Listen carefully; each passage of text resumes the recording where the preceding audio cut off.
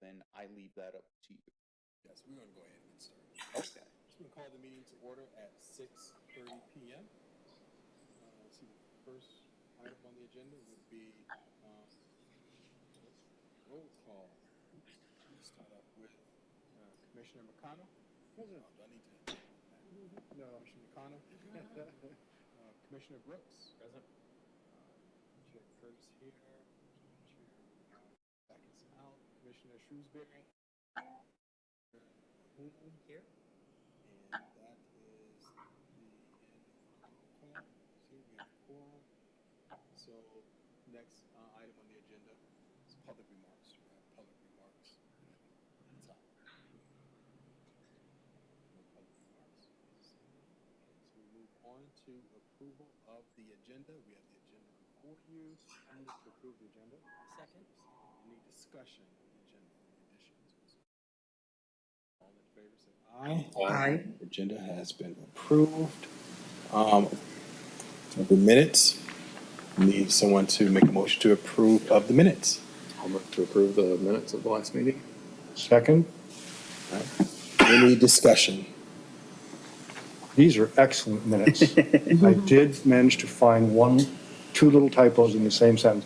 Bottom of page 4, I think the Meridian Township sewer services should all be capitalized, Okay. all caps. But I also noticed as I was going through, just a comment on the quality of the minutes, in each paragraph where someone is described as speaking, they're given their full title, Commissioner McConnell. And then later in that paragraph, when they're referred to, it's just McConnell again, which saves a whole lot of room. And is very That is an error. I will. No, it happens throughout. I think it's a style, Oh, and I love it. are you sure? I am Because- personally. No, I see times where it says commissioner later on too. Yeah, it's not Okay. not every instance, but in some parts. But I liked it. Would you prefer Mr. or Ms. than Commissioner? Well, I don't care. Oh, okay. But that's an error. If you're just seeing your name without a title, that's. No, the I first will go time it through- appears in a paragraph, Yeah. it says Commissioner McConnell, and then the next time it's just McConnell noted that. In the same Okay, paragraph, I so it's see what clear you're saying. The title's already been given. And you're good with that? Yeah, I love it. You'd be surprised how much typing that removes, actually. Yeah, no, it's short. and- Commissioner Shrewsbury? There's also one I noticed at the, close to the top of page 5, it says Commission Shrewsbury instead of Commissioner in the second paragraph, second sentence of the second paragraph. Okay. Anything? There's one thing that I noticed, and maybe it's because Commissioner McConnell came in, but it says present and lists McConnell as present and then lists him as absent as well. So maybe it's because he was, Shape-shifting. maybe because he came in later or something. No, I didn't make it. Nope, sorry about that. Oh, I left it all hung out So today. behind the curtains, we have an intern now, and when I have an intern, I let them start on the minutes and I'm picking them up, so we're working that out, so apologies. No, they're excellent quality. They really are very good. Yeah, not a problem. Just wanted to point that out. Then I have one more question. Yes. It's number 2 on page 1, where it says roll call. Chair Ronback called the roll of the board. Is it supposed to be of the commission? It has typically been board, Okay. No, As a general. yeah. Okay. Anything else from the commissioners? Right? We have a move and a motion and a second. All those in favor of approving the minutes with those changes? Say aye. Aye. Any abstentions? And any nays or abstentions? No. Communications? You have a letter that was emailed to us from the applicant on rezoning number 26013. I've printed that out and put that in front of your places and have a copy in the file. Yeah, thank you. Now we're at number 7, public hearings. Seeing that there aren't any, move on to item 8, unfinished business. A, that is SUP number 26017. Okay. sheets. Let me zoom in a little bit, readability, I guess. This is the second meeting for Sheets Incorporated. As noted, they have submitted a special use permit application for the construction of a Sheets gas station, a convenience store, and a restaurant at 1930 and 1878 West Grand River Avenue. This is the location that we are talking about right here. Huntington Bank was approved here. This is the site that they're looking at. There's some parcel lines moving around, so it's like up in here, but you held your public hearing on this on June 22nd. You agreed to consider a resolution to approve, and that is in your packet for your consideration. The original staff report is in there. Based on the conversation we had, we have no other public input on this. Staff does recommend approval, and there's a recommended motion there with the conditions that they comply with the master plan, future land use map. Those are the reasons. I'm sorry. There's some conditions in the resolution in accordance with the application material submitted. That's pretty standard stuff. Site plan approval is required. Again, that's required. Contingent upon the granting of a variance of the Zoning Board of Appeals to increase the fuel stations from 10 to 16. That was discussed at your public hearing. And then the other 4 and 5 are just standard conditions that we put in a resolution. And I can answer questions, the applicant's represented, and other than that, I have nothing else to say. Any questions, comments from any commissioners? Is there a motion to adopt the special use permit? I do have one question before we Okay. do that, sorry. Commissioner Brooks. I was doing some reading about how current gas stations are making money and their resources. And one of the things that I was reading was that a lot of the revenue is coming from other sources beyond fuel stations or fuel pumps. And so I believe one of the arguments that was made was that we need the additional fuel pumps or fuel stations in order to make revenue sufficient for the property. But it just seems like, given the state of the world and where things are going, that and the environmental effects of gas stations over the long term, that I just don't know that the additional fuel stations are necessary.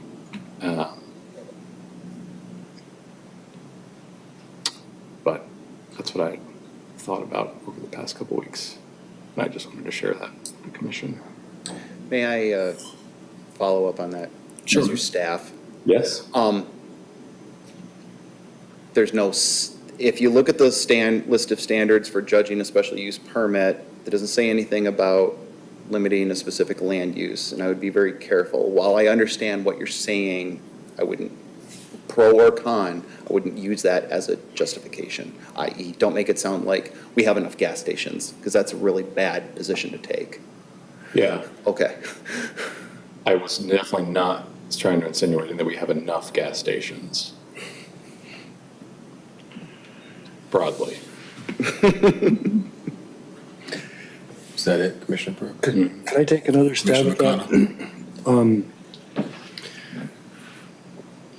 While a gas station is a permitted use, it requires a special use permit, Correct.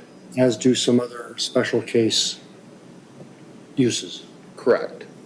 And they're there for different reasons. So when we think about why does a gas station require a special use permit, there must be something about gas stations that is worthy of extra scrutiny. Then we have a list of criteria by which we can judge whether a given use should be allowed there. Mm-hmm. And what I'm hearing you say is that none of those criteria is obviously relevant to a broader environmental concern or a broader economic concern. Could we have a glance at the? Sure. So here's the original staff report.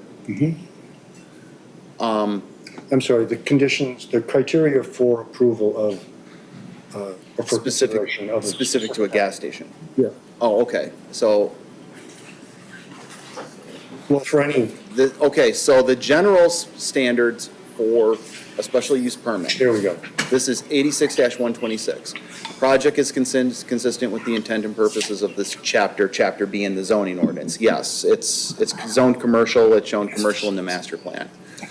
Consistent with applicable land use policies contained in the comprehensive development plan, current adoption. It's, again, it's zoned appropriately, it complies with the master plan. We're calling for commercial, we've got other commercially zoned, commercially master plan gas stations in the township. Designed, constructed, operated, maintained to be harmonious and appropriate in appearance with the existing intended character of the general vicinity. There is an attached site plan. They are compliant with the dimensional requirements in the township zoning ordinance for the C2 zone. I'm particularly interested in 4 and 5. Okay. Will not adversely affect or be hazardous to existing neighboring uses. It is not adjacent to residential uses. It is not expected to adversely affect, be hazardous to the neighboring uses. You've got gas stations on the other side of the street, and it's, quarter to half a mile west of a previously approved gas station as well. Number 5, will not be detrimental to the economic welfare of the surrounding properties of the community. Thank you. So, Those are the ones that I was particularly interested in, because having followed the discussion from afar last time, it seems like those 2, 4, and 5 were kind of the objects of discussion. Is it going to be a hazard to have a home next to a gas station? Right, that was one. that didn't apply to this Right, that's application so the though. next one, yeah. But yes, that did come up in conversation, that is correct. And the other is detrimental to the economic welfare. And if we believe that the economy is going in a way that every gas station is going to go out of business, or we're going to have another vacant property, then that could be made an argument to say we don't think it's beneficial to the economic welfare.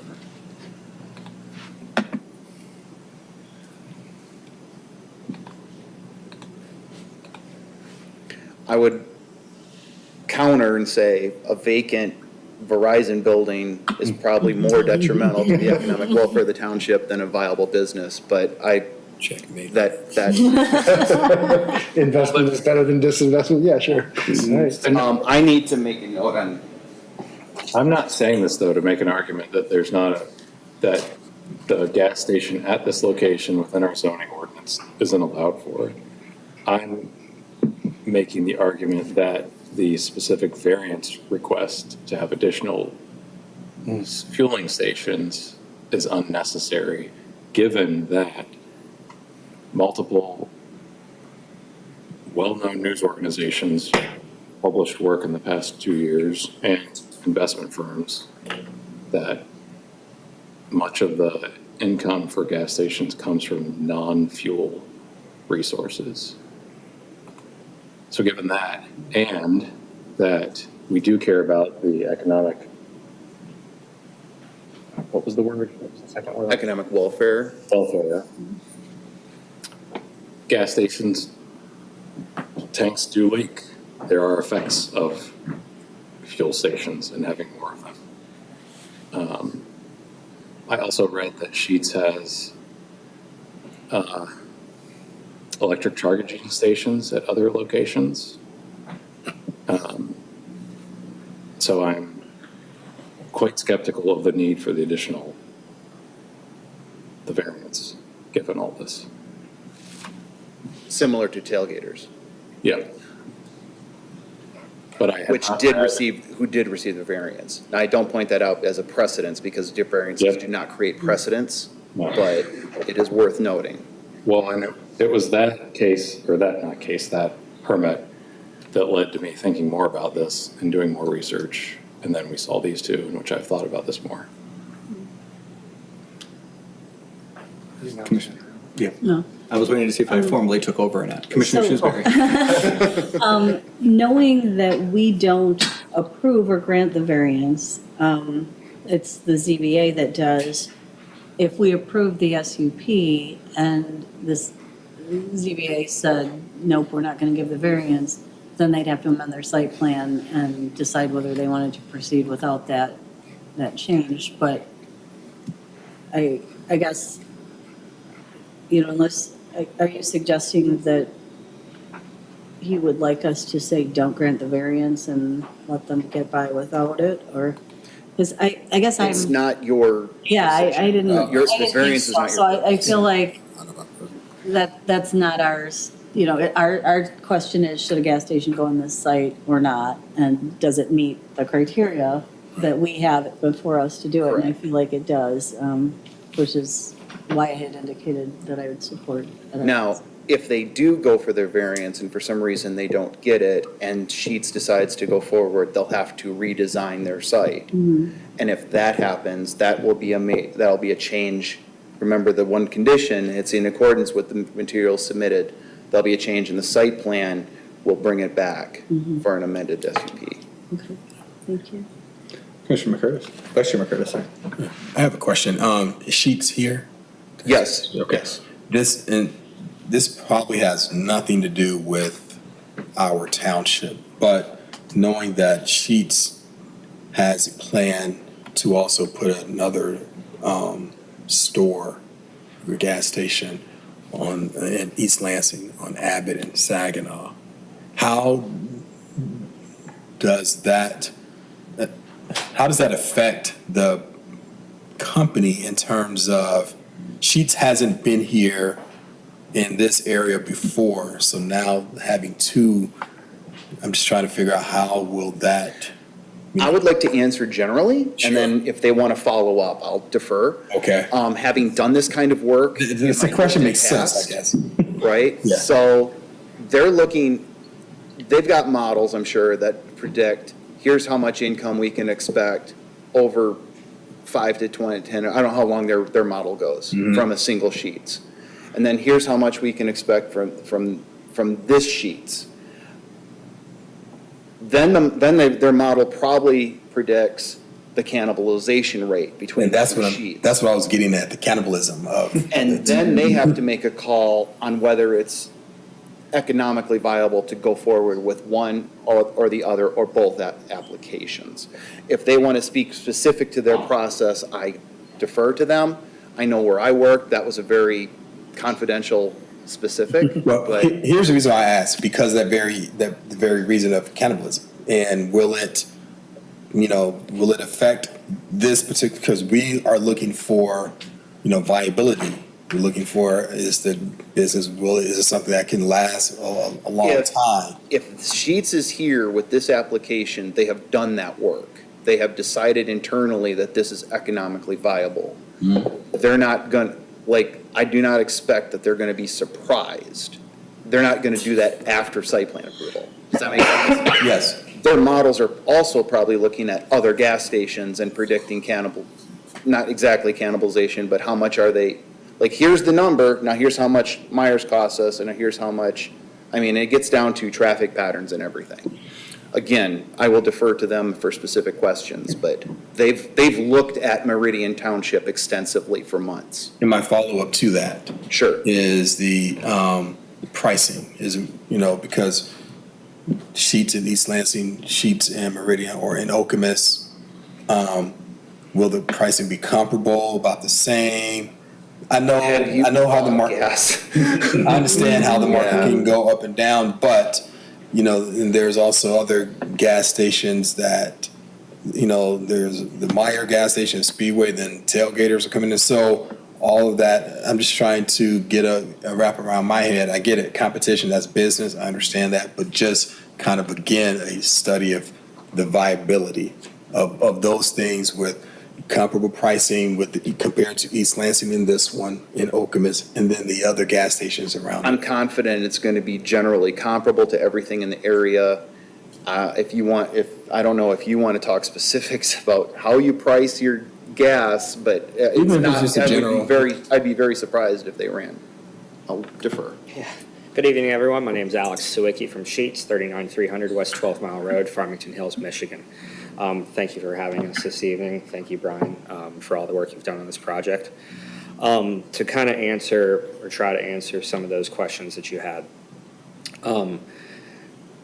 Brian is correct in his assumption that we have extensive models. We do extensive statistical analysis to make sure that when we're looking at a location, that it's going to be successful for us. And we take into account demographics, so the type of people that live around it and everything that makes up their lifestyle. And we take into account competitors that are in the area, and not just fueling stations, but other restaurants and other types of businesses, grocery stores, all sorts of things. And we look at that, and we land on a site that fits our criteria, and we're confident that it'll be a success for us. And we don't take those decisions lightly. So, for example, on Meridian Township, between construction costs of the facility and land purchasing, this investment will cost us approximately $13 million. So we don't take that, lightly. It's $13 million. We want to make sure we get it right the first time. Regarding other stations that we might have close by, you guys also hit the keyword on that one, cannibalism. We do a cannibalism study, again, using all of those statistics, and we make sure that it meets our threshold. We don't want to be competing against each other. That doesn't make any sense. Competing against ourselves. I think you knew what I meant. Mm-hmm. Does that answer your question? Yes, it does. Anything else I can answer for you?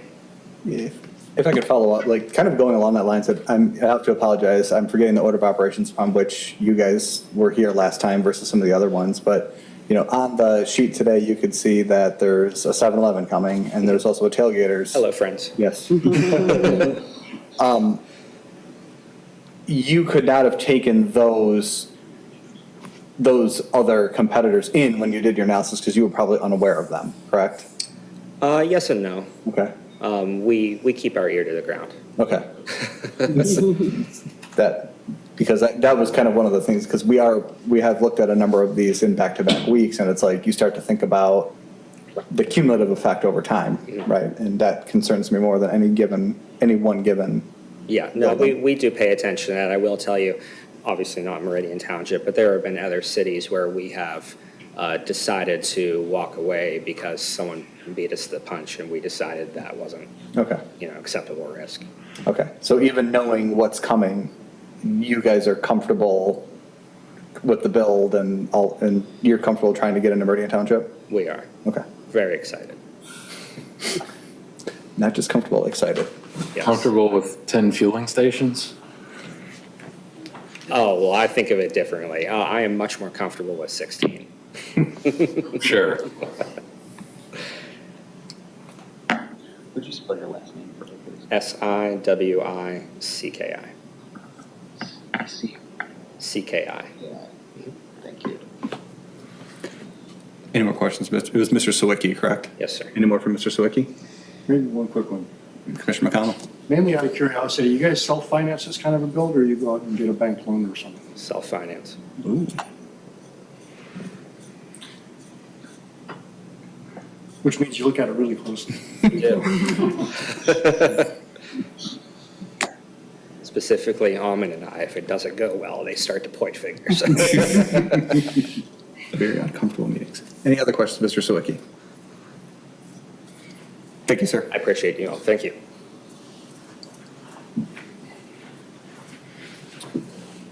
I have another question for Mr. Shorkey. Commissioner Brooks. So I want to come back to the language that's in the SUPs, or not SUP, but in the resolution. Thank you. Okay. So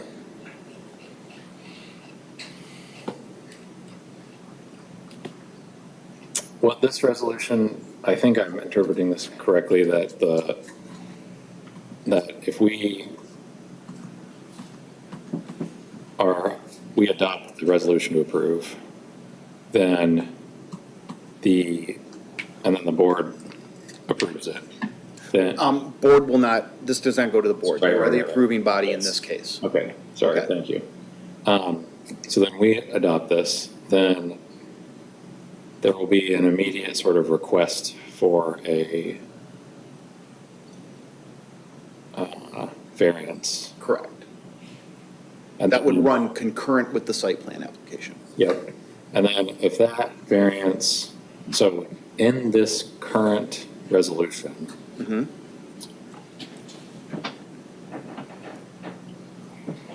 Doesn't or number 3, point number 3, send a message, or does it send a message to, I can't remember the names of anything this evening, the zoning board of appeals? Zoning Board of Appeals. Zoning board of appeals, ZBA, that we are saying, we are good with this, So I can address that. give them the variance. So as, you know, a member of the ZBA, the liaison to the ZBA, I definitely do not see it as a like tacit, the ZBA should be approving that. I think we'll be evaluating that under its own merits, under the criteria listed for, you know, the approval of a variance, that it, you know, meets unique circumstances and, you know, that it is beneficial to, and it rights and justice and stuff like that. So I definitely don't see, as a member of the ZBA, speaking just for myself, as that there being any pressure from the Planning Commission on the ZBA's actions. And if other members of the ZBA feel that way, I'm sure we'll address that, and because the ZBA shouldn't be influenced by the Planning Commission. At least that's my understanding. What he said It was a good answer. was a really good answer. Yes. They have a whole different set of, you know this. They have do, a whole different they do, set of yeah. criteria. Oh, but I think though the thing that I'm struggling with though is that we've seen a site plan and we are making a resolution to approve it. So we You are not approving the site plan. or not the site plan, sorry. The special use permit, Correct. according to the provided site plan, Correct. right? So then we are in fact saying that we are putting our approval on this resolution Yeah. with a site plan that doesn't align with our ordinance. I'm not doing, Yes, just like you did previously, just Yeah. like you're being asked to do again. It is normal for, it's, in fact, it's in Michigan Planning Code. Special use permits are to be followed up and attached to site plans. You had the restaurant recently that we didn't do that with. They didn't make any external changes, but we did go through that analysis.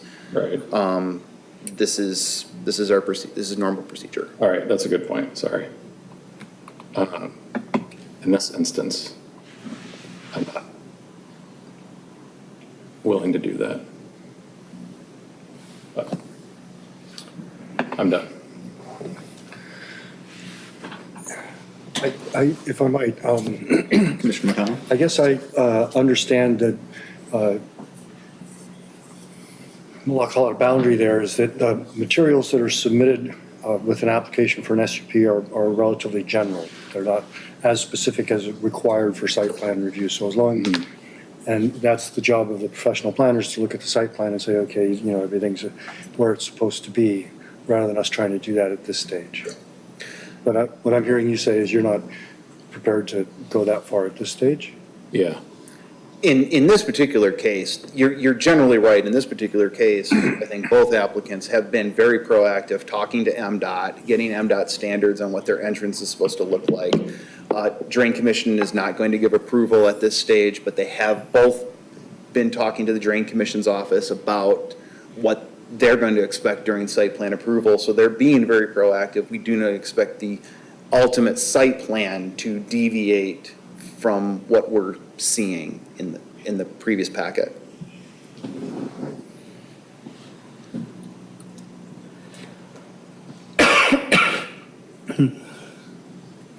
Any more comments?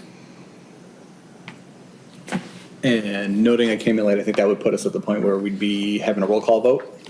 I need a Motion. motion and a support to the A resolution. motion to, I move to adopt the resolution to approve the special use permit number 26017 to allow the construction of a new gas station, convenience store, and restaurant at the property of 1930 and 1878 West Grand River Avenue, subject to the conditions found in the resolution to approve for the following reasons. Do I need to go through all those reasons? That is up to you, but I think you can just say as noted in the. As noted Yeah, in yeah. the packet. Support? And we have support, moved by Vice Chairman Curtis, supported by Commissioner McConnell, and we will roll call vote, correct, Mr. Shorkey? Discussion. Or, yes. Any discussion? Or questions? Okay. Hearing none, then we can move to vote, correct? please, yes. Roll call vote, yes. Roll call vote, Commissioner Brooks? No. Commissioner Nahum? Yes. Vice Chairman Curtis? Yes. Commissioner McConnell? Yes. Commissioner Shrewsbury? Yes. Chair votes yes. Okay.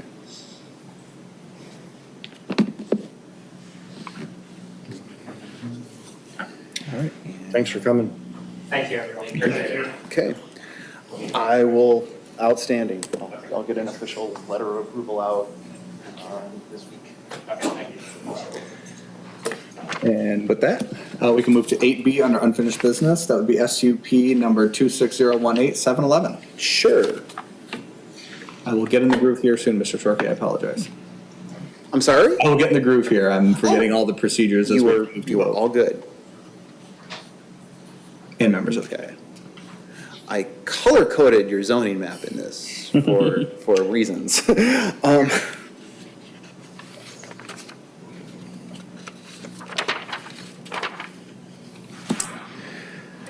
Okay, this is the second meeting for special use permit 26018, which is to construct a 7-Eleven gas station and convenience store at 2736 Grand River Avenue.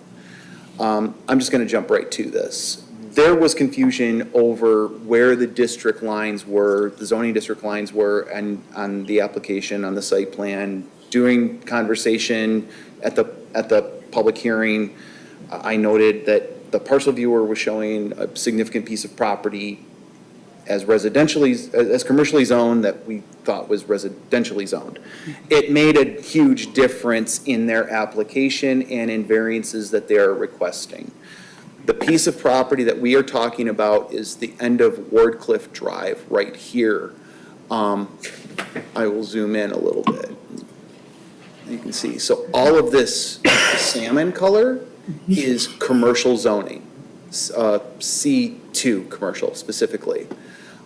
This tannish color is RX, which is a residential zone.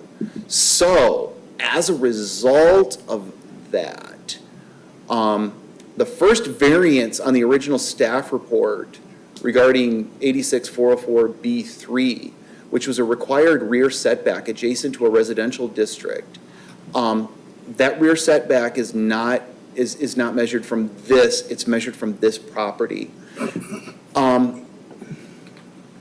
It was originally a rear setback of 24.4 feet, which would have required a variance. The requirement for a rear setback to a residential property is 100 feet, 60 feet if screening, incorporating double row of interlocking trees, or it doesn't say, but I can show you in the ordinance where it says, or something comparable. The applicant is proposing a row of evergreen trees with an 8-foot opaque fence. I did check. A couple of years ago, we amended the ordinance. We allow an 8-foot fence in the commercial district. This is an opaque barrier between the proposed 7-Eleven and the residential property. So there's no need for that variance to the 100-foot setback. The second variance was a 300, that's a general, I misspoke, that's a general setback in the commercial district, okay? The second variance is specific about 300-foot variance. It's specific to gas stations, to residentially zoned property. There is a variance still required for that. 300 feet is a very long distance. The previous variance was over 275 feet. Again, they thought it was 24.4 feet because this was originally thought to be a residentially zoned property. It's not, because it's not, the nearest point is 129.9 feet away. So the variance of 275.6 feet is now 170.1 feet, which is substantially less. There is a third variance required. Our ordinance requires a 4-foot building perimeter landscaping between the building and the sidewalk. The site plan does not show that, and they want that to be waived. So these are the variances that are required in any subsequent site plan to be approved. Note, they're proposing 10 fuel stations. Staff has spoken with one local landowner that suggested if the applicant's willing and if the road department is willing to play ball with this idea, that perhaps a non-motorized connection could be made to the end of Wardcliff Drive, so that the residents up here might travel safely to the site. I did go visit the area last week. People are doing that anyway to get to Grand River Avenue. It's what we refer to informally as a goat trail, because it's been, as you think, the ground's been beaten. It would be really nice if it were formally done. I propose that for your consideration. The original staff report is in the packet. This then is the resulting plan. Back up a little bit more. So you have a store here, you have parking, you have your fuel islands, it goes around. So the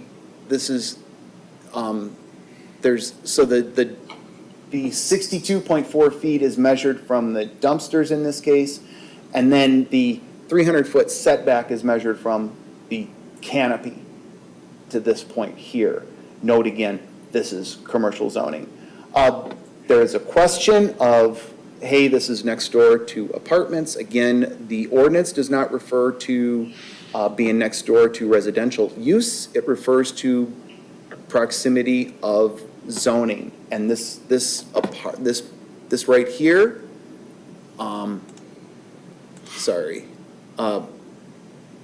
back up a little bit more. This parcel right here is commercial. We do have another spot in the township where we have a gas station next door to, adjacent to residential property. The Marathon, formerly Speedway, on the corner of Okemos and Hazlitt Road on the southwest corner, is adjacent to residential, single-family residential to the west. So this is not without precedent, but it's not the majority of our gas stations.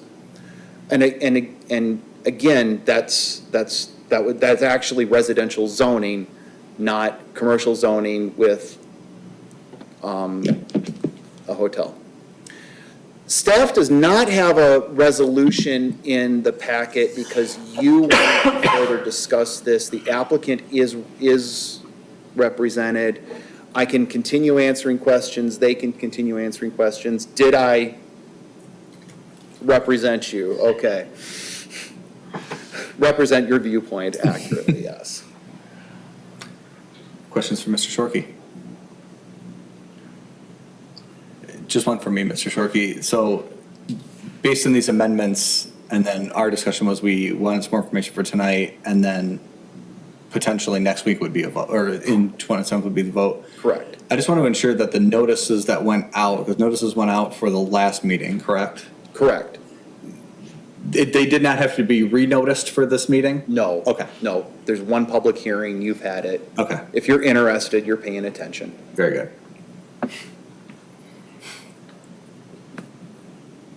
Other questions of Mr. Shorkey? Forgive me. Yeah. Okay, seeing none. Commissioner Sorry, I Brooks. was just gathering my thoughts. The thing I keep thinking about with this particular SUP is that, especially the people who live in the building to the east, if this was to become a gas station, and while the letter of the ordinance is 300 feet from a residential zone, the spirit of the ordinance is 300 feet from where people live. Can I address that real quick? Yeah.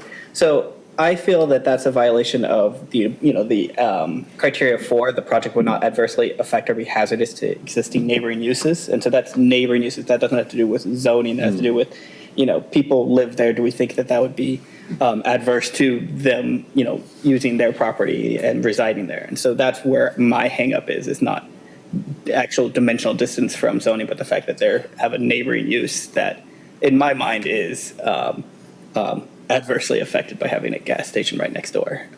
So that's where I feel is how I would address that criteria. I think that's good, that's a good point. Thank you. Others? All right. With that, we can't approve tonight. This has to move to the 27th. I would like to know which way you'd like to go, Okay. though. With that, members, could we do a quick straw poll? Those that would vote yes. Informal straw poll.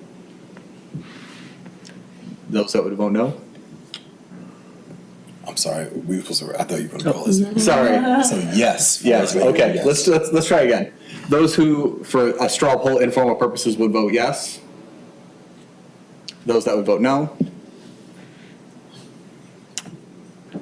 It sounds like this will be back on the 27th. I guess. What? I will bring both resolutions, but I would like to know specific objections. Yeah. To say that this is environmentally hazardous, I would like something more specific than I think it's hazardous to put it right next to a residential property. Because there are plenty of gas stations next to residential property. So for those commissioners on the no side, obviously you're not mean- forced to. Would you like to put your? I need to know. Commissioner Nahum did. Yeah. What's your hang up? Okay. Yeah. My specific hang up is I spend a lot of time around gas stations, running around them and stuff like that, and especially when they're refueling, the fuelers are quite powerful, and I think that is hazardous to the neighboring residential usage, and I don't think there's really any way to ameliorate that because the fuel is coming from the tank being filled, and I just don't think there's a good way to filter that.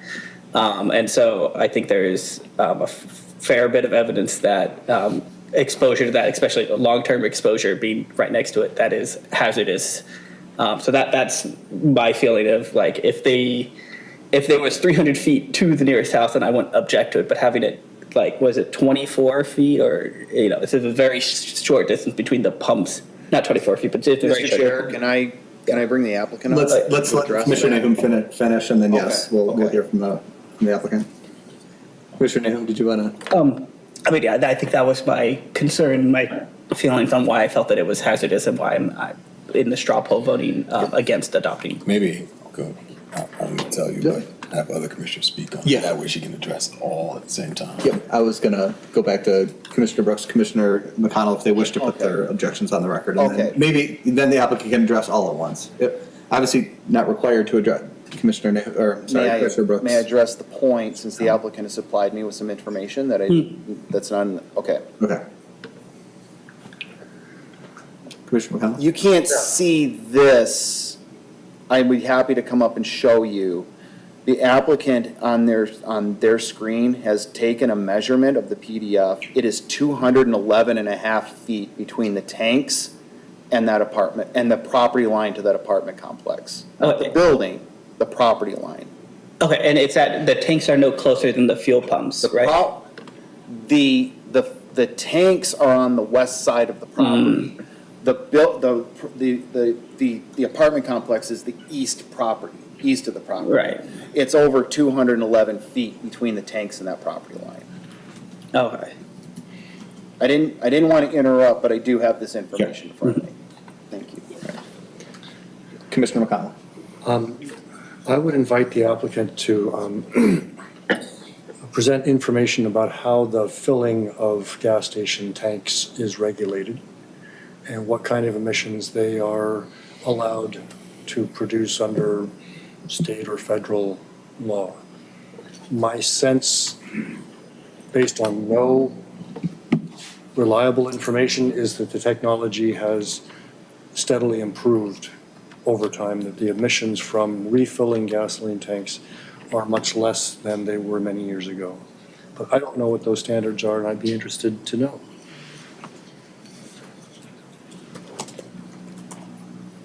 My vote for no was more out of ignorance on that question than a feeling against the project per se.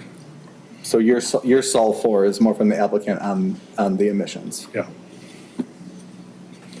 Okay. Ma'am, if you would, your name for the record. Mandy Goss, I'm with CESO, the engineer on the project, 13060, South US Highway 27, DeWitt, Michigan, 48820. I always want to give my home address. Again, thank you for having us here tonight to discuss this. If you want to see the presentation, I can show you a little bit. If you want to see the building, I know we were missing a few of the members at the last meeting, so I'd be happy to give you a better visual of what we are proposing, just to make you feel maybe a little more comfortable with what we are looking to do here. So this is a proposed 7-Eleven gas station. It is only going to be 10 fueling positions, 5 dispensers. Our dispensers are perpendicular to Grand River, and the underground storage tanks are actually, like he mentioned, all the way on the west side of the property. So the residential that you're referring to is on the right, east side of the property. So we do have quite a bit separation between where the fueling will happen and where that residential use is in use as far as the apartments go. With that, I will note, I don't have the exact emissions, but I'm going to get that information and I will definitely email it and have it for the next meeting. This does meet all the standards, state standards. Gas stations are definitely regulated a lot more heavily than they ever have been. You know, previous years, your older stations, you have those leaks, you have issues. These are all double wall tanks. Everything is monitored. So if water gets in or liquid gets out, it's going to get caught before it ever even gets into that groundwater. So water's not getting into these tanks. Gasoline's not getting out. They very, very heavily monitor it. There's a lot of, alerts immediately go out. So as far as the old school gas station mindset, definitely has come a very long way, and these are very well monitored. So I can definitely get the information on the emissions, but I do know when they drop fuel, they'll be dropping, it's usually 2 to 3 times a week, just depends on how busy the station is. Usually more likely 2, but not gonna say it's not 3, because if it's really busy, it might happen.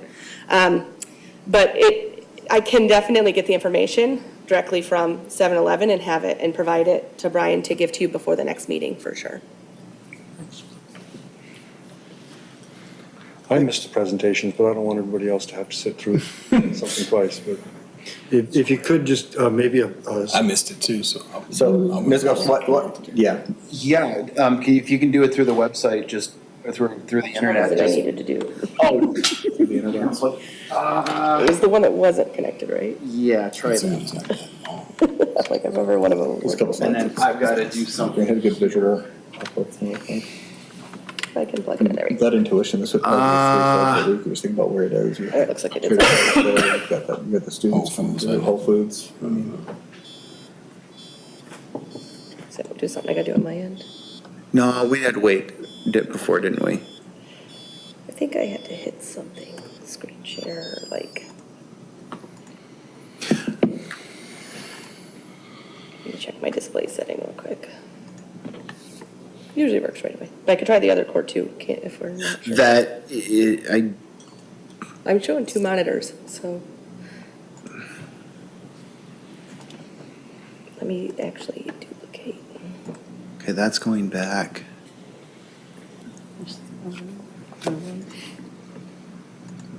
Let me try the other cord. See what comes up. Okay. I mean, might as well. Wouldn't think it was that one, but. Oh, there we go. Oh, okay. All right. Great. So this is the building elevation. I'll just jump ahead though to the fun parts here, just so you can see the site plan.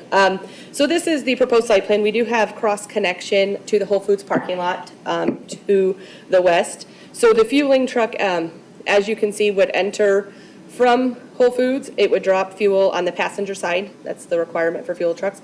And then it would pull out and exit onto Grand River. The driveway on Grand River is proposed right in, right out only. That has been worked out with MDOT. They have reviewed our traffic study. They've approved that access geometrics as you see it on the plan today. The darker shaded area is like a stamped decorative concrete, kind of to delineate between the driveway, but it allows that truck movement to be able to get out without damaging grass or, landscaping.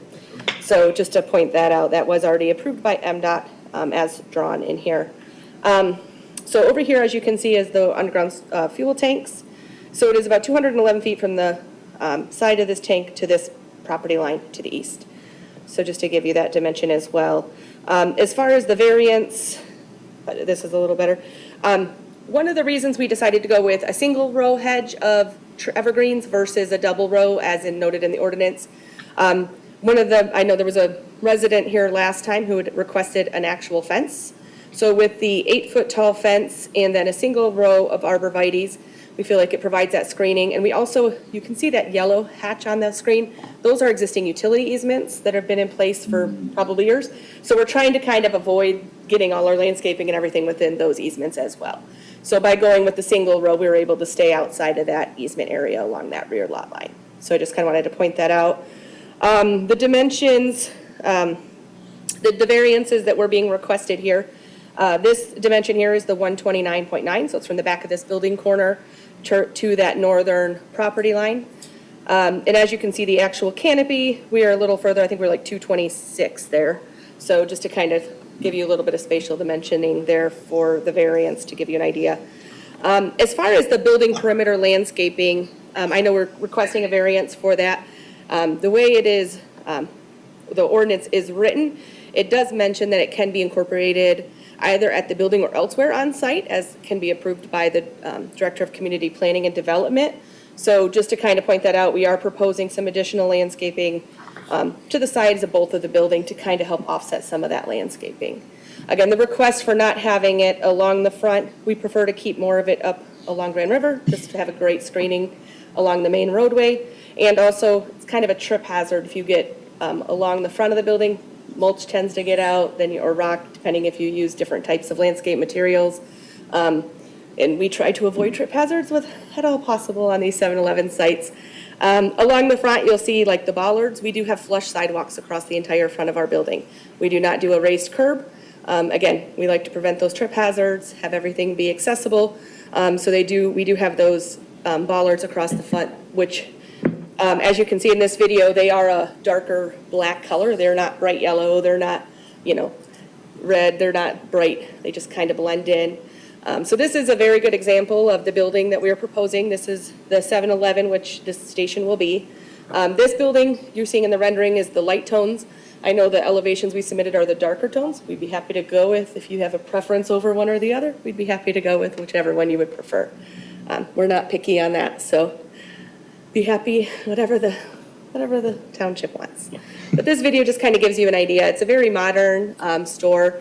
This store has not been opened yet that I'm aware of in Michigan. We have a couple under construction. I think will be opening in the next month or two. So it'll be kind of exciting to see, actually see these in person, because I've been working with them for a little over a year now. So I'm excited to see one done. But just gives you a good idea, rendering of what we're proposing for the site. This location will not have a physical restaurant. It's going to be more of your grab and go type of foods. So just made to get on the road. So I know one of the comments was making a cross connection to the rear here, which we would be happy to do some type of sidewalk work with the county road commission to find a way to connect from the cul-de-sac to our sidewalk here, probably on the side, but we'd be happy to work with them and come up with something that we can work with everybody. So. Questions? Commissioner Nahum? Yeah, so I was looking more into possible health consequences to neighboring. Do you know roughly how much fuel you expect to sell in a day? I was talking about the studies I've seen showing that higher use gas stations had more negative consequences. Yeah, do you know what the projections were for this one? I don't. Okay. You'll have to come to the microphone. I don't have that. I should start putting that. And also, I can get that. name and address for the record, please, sir. John Krupka, 135 East Westminster, Lake Forest, Illinois. We're 7-Eleven's developer on the project. I don't know specifically how many gallons they intend on fueling here. We just know that the economics work to satisfy the project. I can get you something ballpark for the next meeting. I mean, yeah, I suspect it's more than the threshold that I'm seeing, which is only if the stations that sell more than 260 gallons a day, which I presume you're going to expect to do well more than that. Yeah. So yeah, I think that answers my question. Thank you, Al. Okay. With regards to, I don't know whether now's an appropriate time to address the residential unit that's to our east, the apartments. I would like to hear that. So it is a non-conforming use. We look to incorporate into our project. I think it's only a matter of time before that property lives up to its commercial zoning. Just something to keep in mind. This entire corridor is changing. We like to think that we're helping change that and improve it and bring something fresh to the local market. Thank you. Others?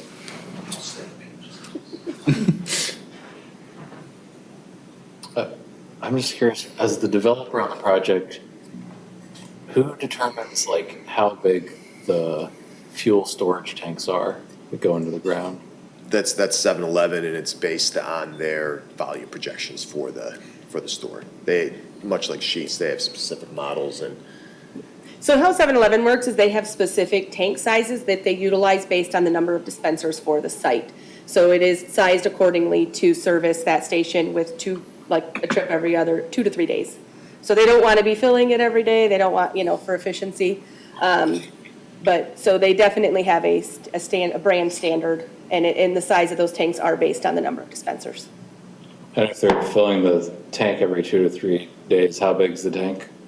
So, yep, on this one specifically, I believe it's a 20,000, let me zoom in a little here just because I gotta be able to see the numbers. There's a 20,000 gallon regular tank, and then there is what we call a split tank, which is another 20,000 gallon tank. It's 12,000 gallon diesel and 8,000 gallon premium. That's assuming they are filling it every 2 to 3 days. There are locations that 7-Eleven operates that get refueled once a week. And I think intuitively, we were just kind of having an offline, you're putting this right next to a Whole Foods, right next to a Trader Joe's. I would imagine this would be a high volume. Look, I'm no economist and I know nothing about gas stations, but there's a reason you picked that spot.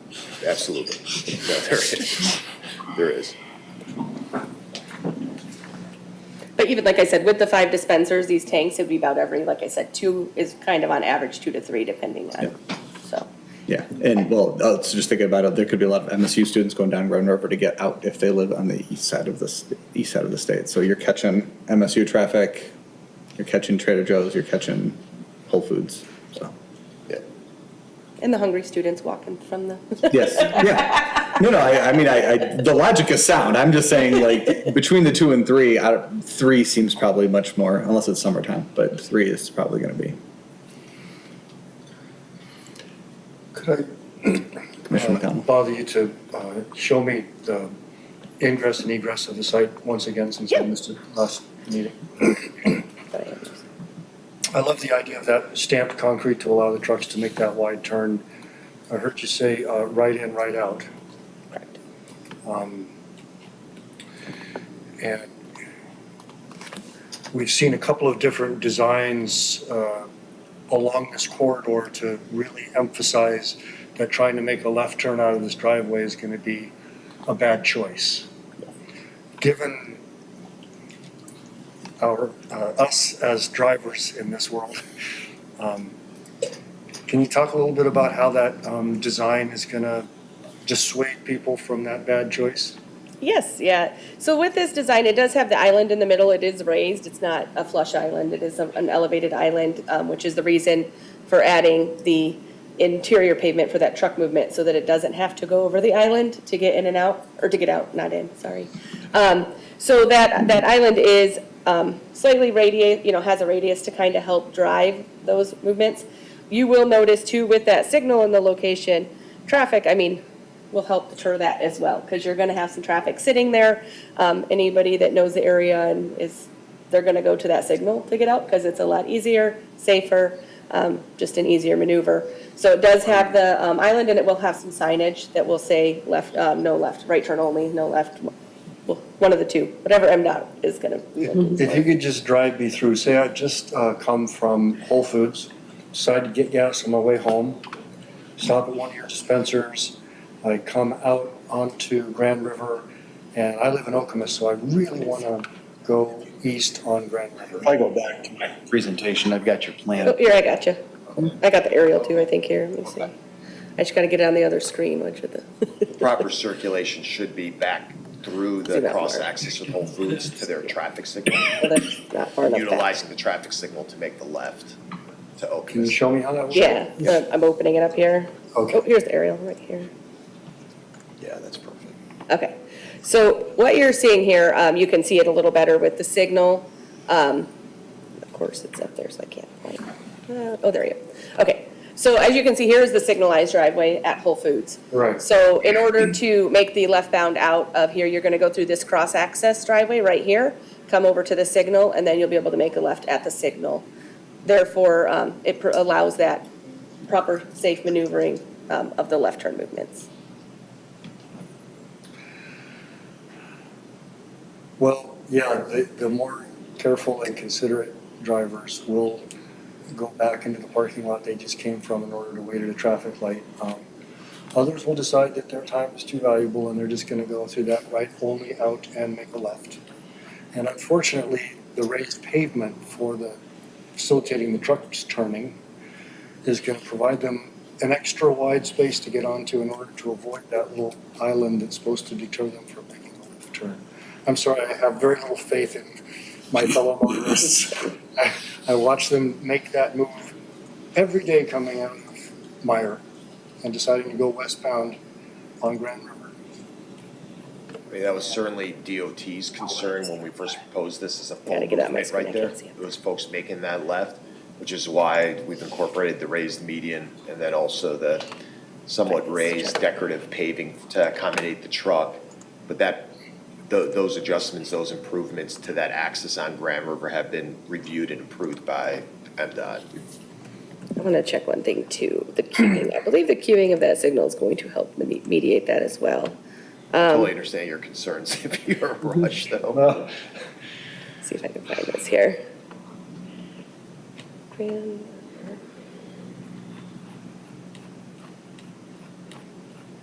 you used a special term for that movement. Did you say panic movement? I didn't use that. Could I bet Wasn't would be the Wasn't my phrase. southbound, oh, wait, I gotta get the westbound through movement. Depending on the time of day, a left turn right there would be a panic move. 2 in the morning, you'd make it with no trouble. Yeah. That light's flashing and you got the whole world free and then you get in that habit and next thing you know. Is this 7-Eleven gonna be 24 hours? Yes, it will be 24 hours.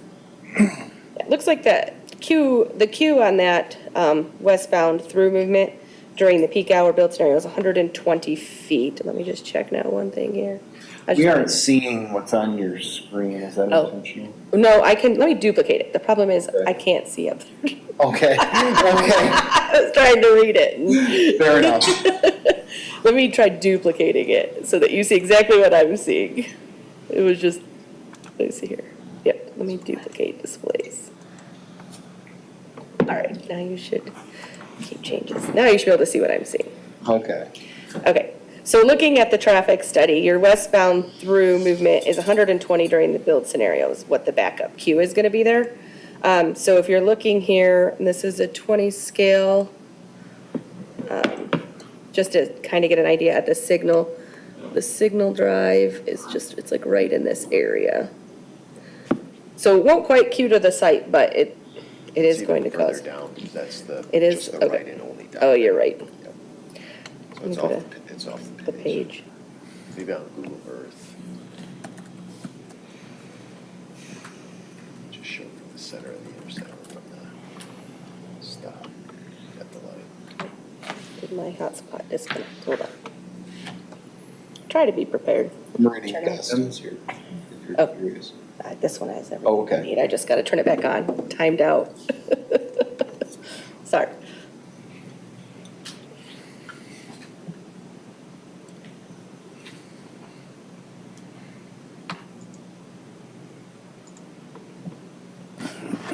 There.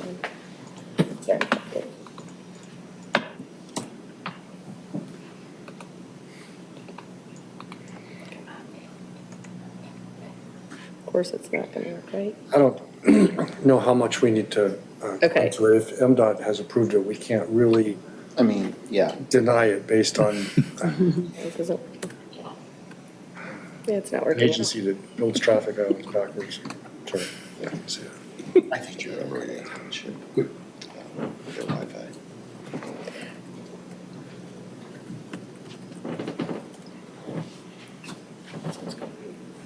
I think Google, I'm connected on the way.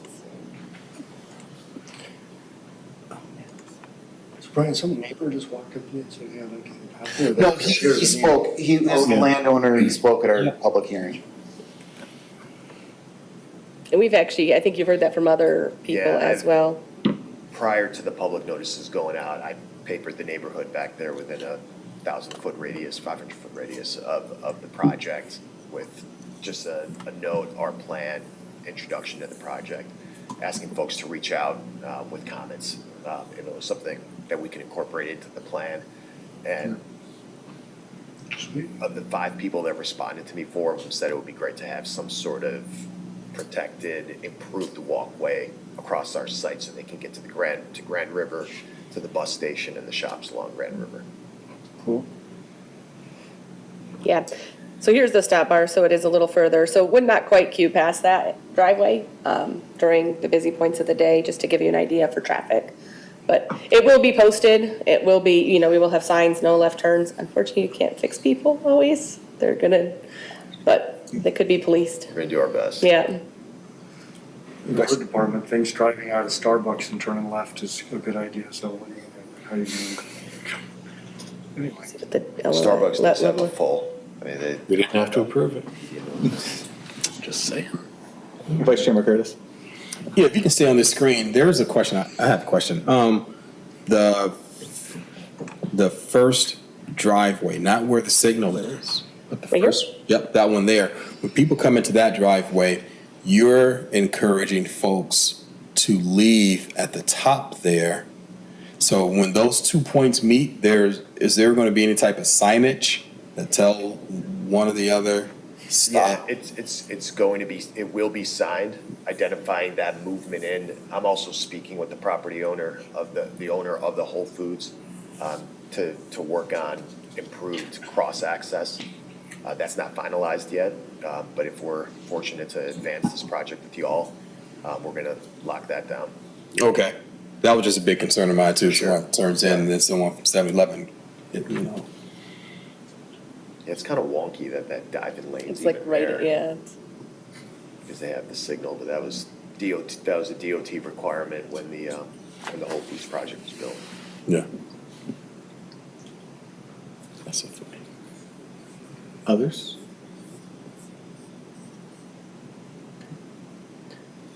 So seeing none, I believe the request is at this point, for the next meeting, there'd be 2 resolutions. So far. Unless there's anybody that would like to say that they would change their straw poll vote at this moment.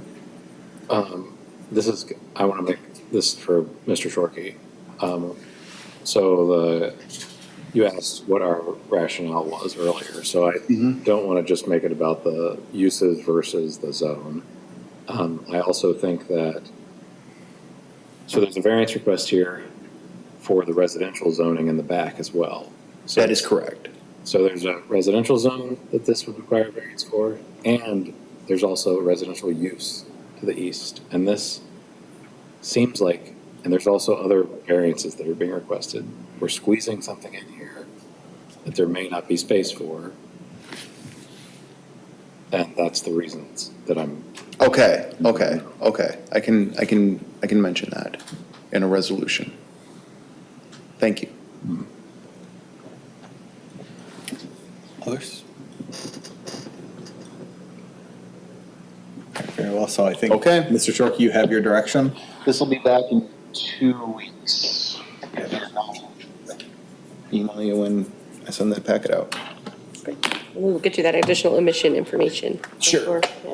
Thank you. Yes, thank you.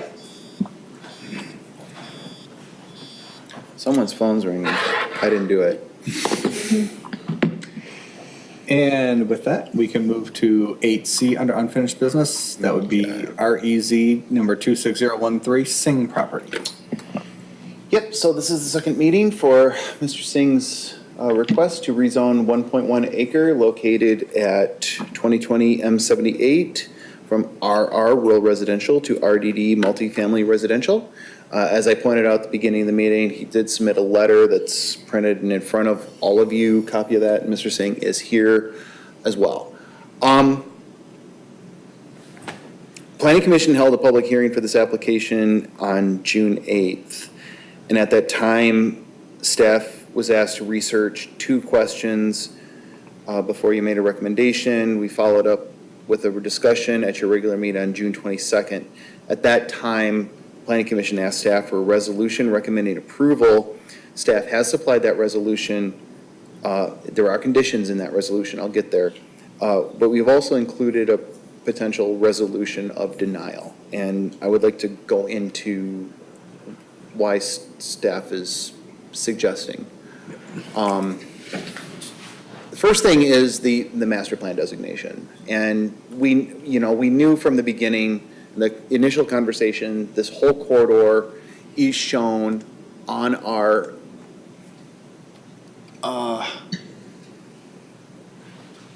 this actually isn't what I want. I'm going to show you the master plan.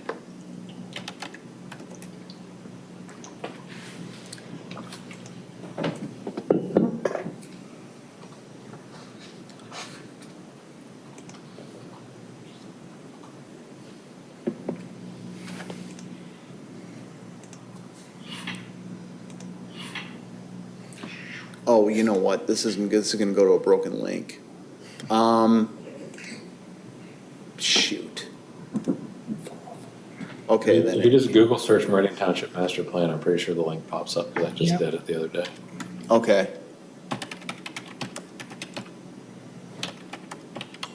While I was reading about gas stations.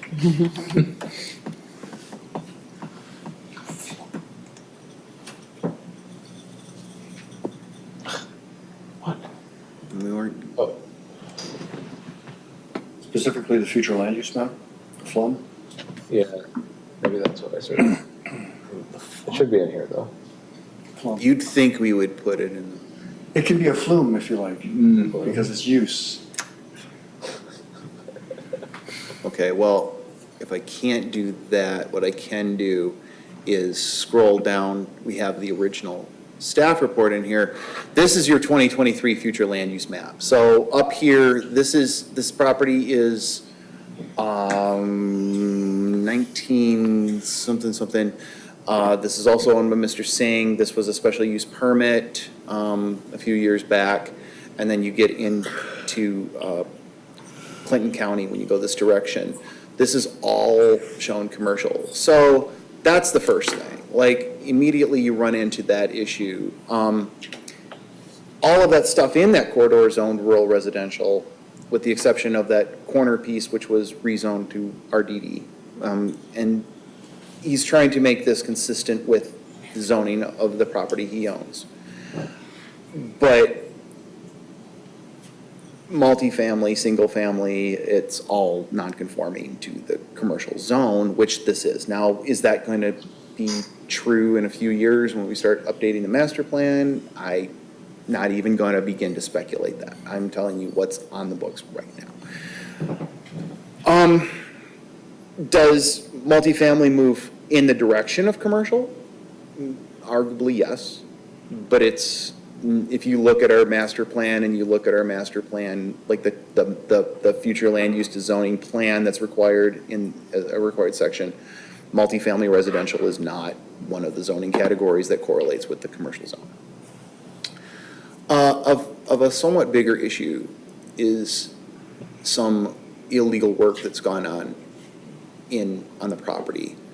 So I researched a lot of the building permit history on this, and what I found was, I know Mr. Brooks hates it when I do this, but I need to.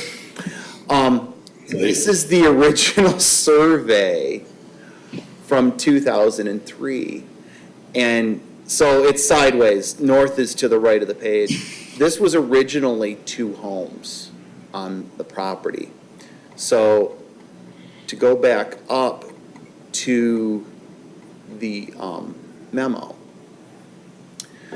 in 2004, a building permit was approved for a breezeway that connected those homes.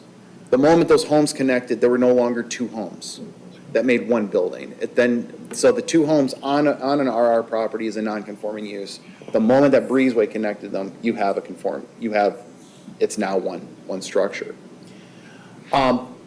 Those were, okay, this was followed with the enclosure of the carport and a new roof in 2008. And then those permits were followed by a request to construct a 30 by 40 barn behind the house.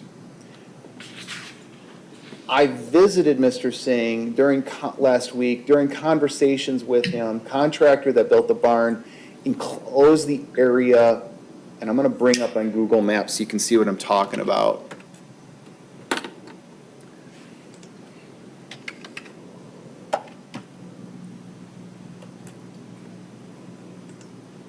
It's a little hard to see because of the trees.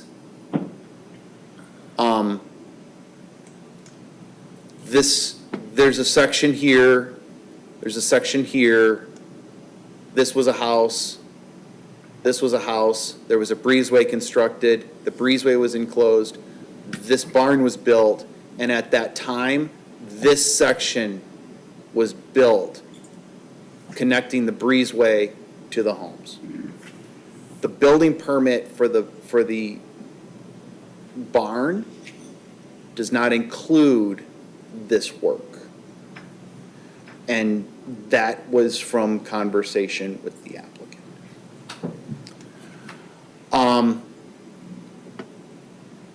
In addition, a site visit conducted on July 9th, I told you. Work has been done inside the west unit of the home. New walls, redesigned kitchen. We had a suspicion that work had been gone on inside that home without permit. So while researching history, we found the original mortgage survey report. So the breezeway was approved in 2004. The mortgage survey that I showed you was from March 23rd, 2003. And I explained to you that 2004 edition of the breezeway connected the homes. That's what made it a single structure.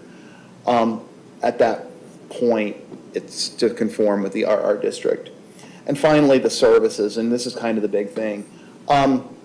As noted in the June 22nd meeting, if the rezoning is approved for the duplex residence can be approved, it must be connected to township water and sewer. Township data from the engineering department, the water line nearest water line is about 1,774 feet away from the subject property on the same side of the road. I think that's Pins and Pints. The nearest sewer line is about 1,600 feet if you go straight south across M78, or about 2,940 feet from the subject property on the same side of the road. It's unlikely that the applicant's going to be willing to pay to extend the water and sewer lines for a duplex. If that was going to happen, they probably would have extended them for the 5-unit that he'd been previously approved for on the adjacent property.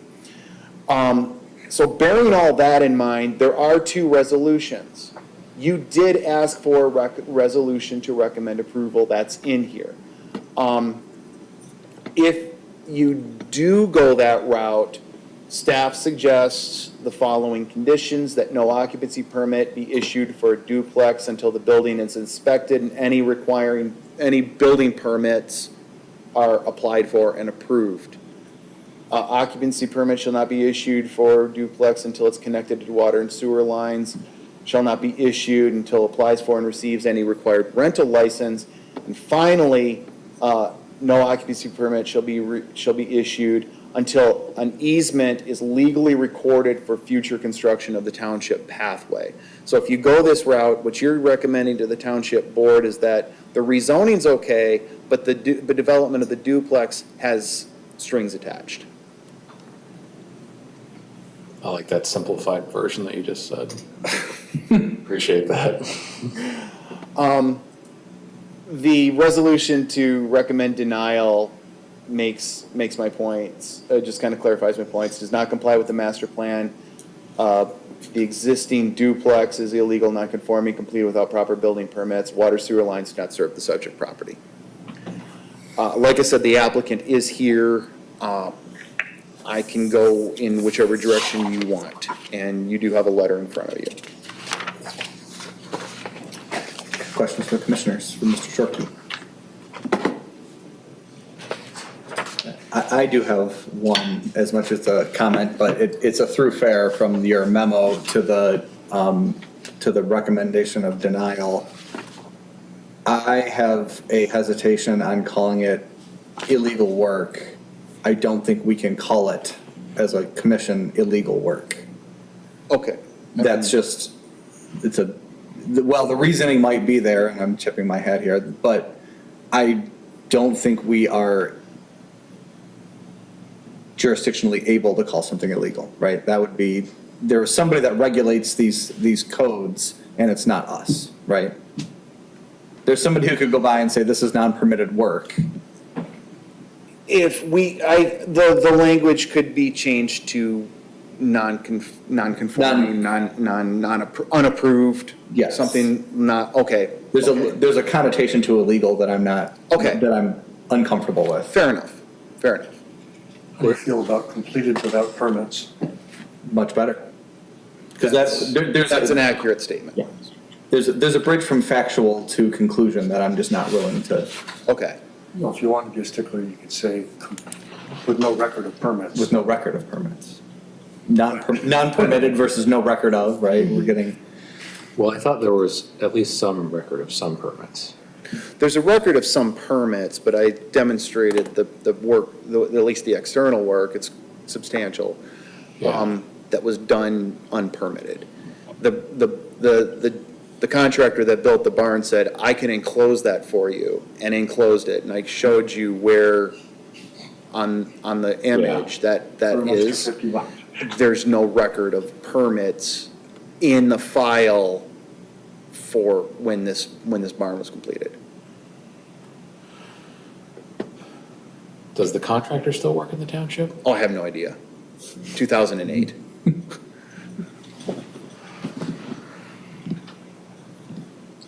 any questions, Mr. Shorkey? And Mr. Singh, do you wish to?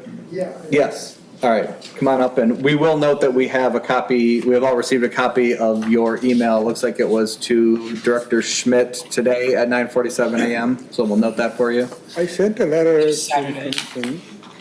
last Saturday What did I explaining my say? position.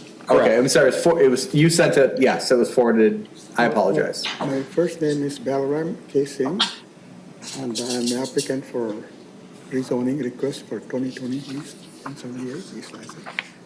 And I can give you a little story about what all the things happened since 2001. See, in 2001, I applied for the building permit to add extra building next to my existing house. So I purchased the property, original property in 95, March. So we lived there 5 years and then applied for the addition to the existing house. So building permit was approved, but then the Meridian Township Fire Department came and said, you can't build it, you have to have setback 10 feet from the existing building. Then they approved it, so we built it. So that gap still exists, that gap existed as two buildings, the original building and the second building, okay. So then the inspector who came and checked this second building, which is kind of isolated from the first one, he says, this is non-conforming in a RR zoning, so you have to connect that into one building. So I think back in 2004, I applied for this permit, and the inspector who inspected that, he set the distances where the connecting breezeway should be. So he set the mark, the pegs and stuff like that. So the breezeway was constructed, connecting two buildings, the old and the new. And just that breezeway building was built, but then there was a gap between the two buildings and the edge of the breezeway, a gap. Gap meaning about 10 feet by 14, 15 feet, something like that. It's a dirt, it's plain dirt between two buildings. And then I asked the building inspector back in 2004 about postponing that back portion for a while. Well, he said, we'll consider that. But he didn't put anything in writing. But then following weekend, he died in a car accident. That's for the record. 2004 sometimes, right on Hagedorn Jolly. So then I was kind of lost without, so that was turned just like that. So time went on to apply for a new permit to build this barn in the back. That's 30 by 40. By the time the inspector who inspected the barn, I asked him about this connection, the leftover between the two buildings, between two houses and the edge of the breezeway, meaning about 10 by 14 feet space, which is plain dirt. When it rains, dirt all over the house. So I asked that inspector who inspecting the barn back in 2008, and I told him the story, what happened. The inspector died. That was for the record. He understood. I think the inspector's name is Ron Eben. I can't remember that exact name. But he okayed it. Since we built this barn in 2008, and then this piece was left over, and then he said we can borrow the dirt from that space and use it. And then he verbally said, okay, go ahead and build that thing. So we built this barn along with that space left over unconstructed back in 2004. It was done. So it is not illegal permit. I don't know how much record keeping went on in the township planning or inspection, but that's the fact. So after that, then in the same year, we asked for the roof over the two-car garage, that new building, and then that was approved and everything's fine. There's no illegal permit anywhere in the whole thing, just misunderstanding of the whole thing, because the improper record keeping led to this misunderstanding, actually. So you may have to go back to 2004, that inspector who died in an accident, see if he has any written report. Mr. Singh, Something. if I may though, these are your properties, and would you not Yes. keep copies of these records? Yes. Okay, So- but you continually point us toward the record keeping of the city? Well, I mean, just like I said, that portion that is unconstructed, 10 by 14, behind the breezeway, and then the 2008 barn construction went together. Under the inspector's guidance, he okayed it and approved. Do you have copies of these? Or, Do you have copies of these approvals? I think it's occupancy, I mean, I don't know, you had to look at the records of 2008. I'm asking, do you have copies? No, I don't have it. Okay. Yeah, I don't have it. Okay. He came in several times to inspect both the site. That's back in, I think 2008 sometime. I don't remember the month. It was completed in about 4 or 5 months. And so that was the story about the whole thing. And the setback, why the 10-feet gap was started to exist because of the fire department regulations back then in 2001. So it's all combined into a big ball of wax of a bunch of history going on in this property. So there's nothing illegal about it. Everything's open. I work with the planning commission, planning personnel, previous director, and all these people. They knew everything was going on. So I've been with the township, living in the Meridian Township for over 31 years. So the history is there. I've not done any illegal work or anything. I always, do everything legal. I tell them they okay it. And so that's the story about the illegal stuff. There's no such a thing as illegal happen. Any questions from the commissioners?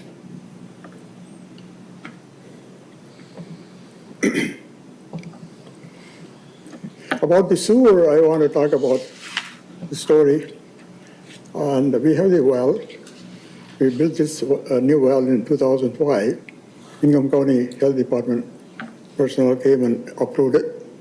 And we got the water tested at Michigan State University entomology section. They gave me a report as a clean water. And then we checked the water quality every year just for our own use.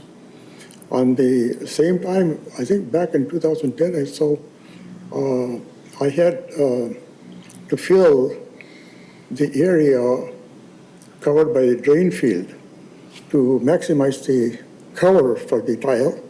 So I called the health department inspector to come and inspect this area. So I'm going to add on another 18-inch cover to the existing ground, so you have better protection for the pipe. So he came and said everything fine, took off. So, and then every 3 years, I cleaned this septic tank for the legal company that cleans the septic tank. He checks every 3 years and see everything's okay. This is a double tank, 1,500 gallon tank, 2 gallons, now 2 separate sections for the holding tank.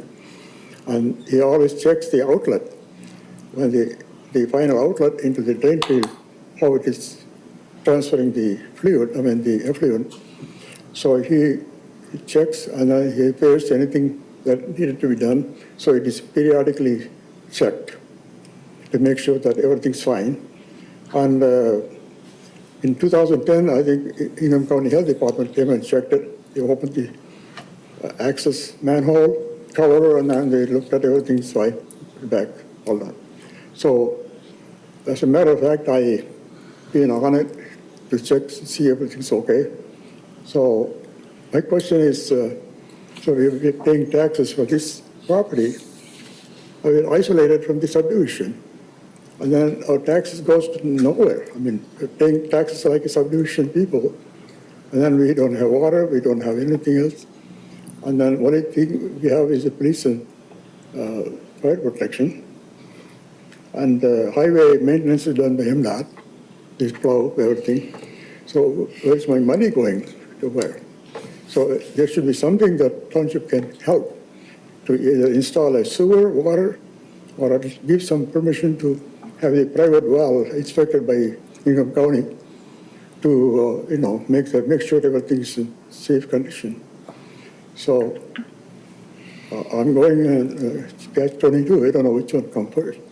I'm just, I can't do anything with this thing. I got 150 feet frontage. Nobody else has that kind of frontage in that area. They're all commercial zone, but how can they do any commercial? It seems they're 90 feet frontage. They can't do it. So mine is 150 feet, so 1.1 acre. I have 2 driveways, legal driveways. MDOT gave me permission. It's on the record. So. Do you have anything further, Mr. Singh? Pardon? Do you have anything further?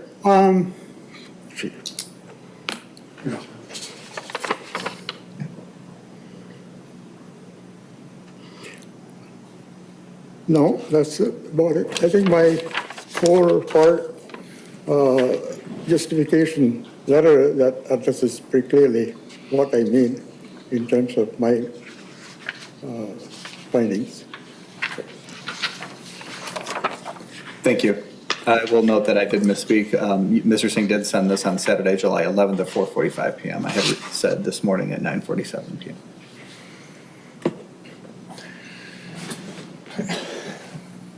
Questions, comments, anything from the commissioners?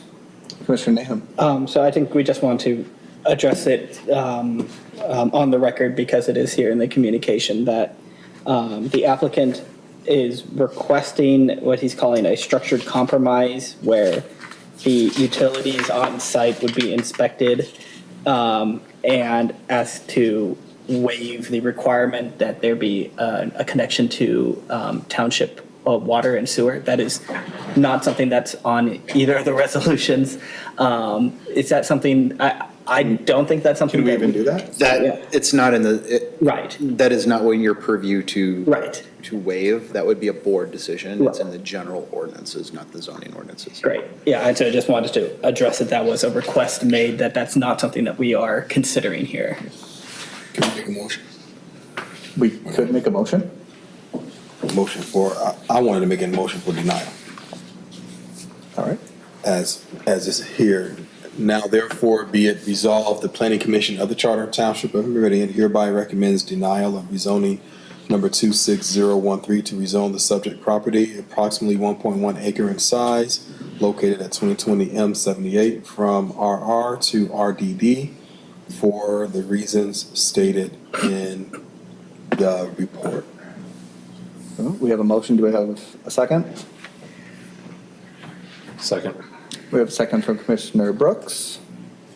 And now we have discussion. Anybody wish to put anything on the record?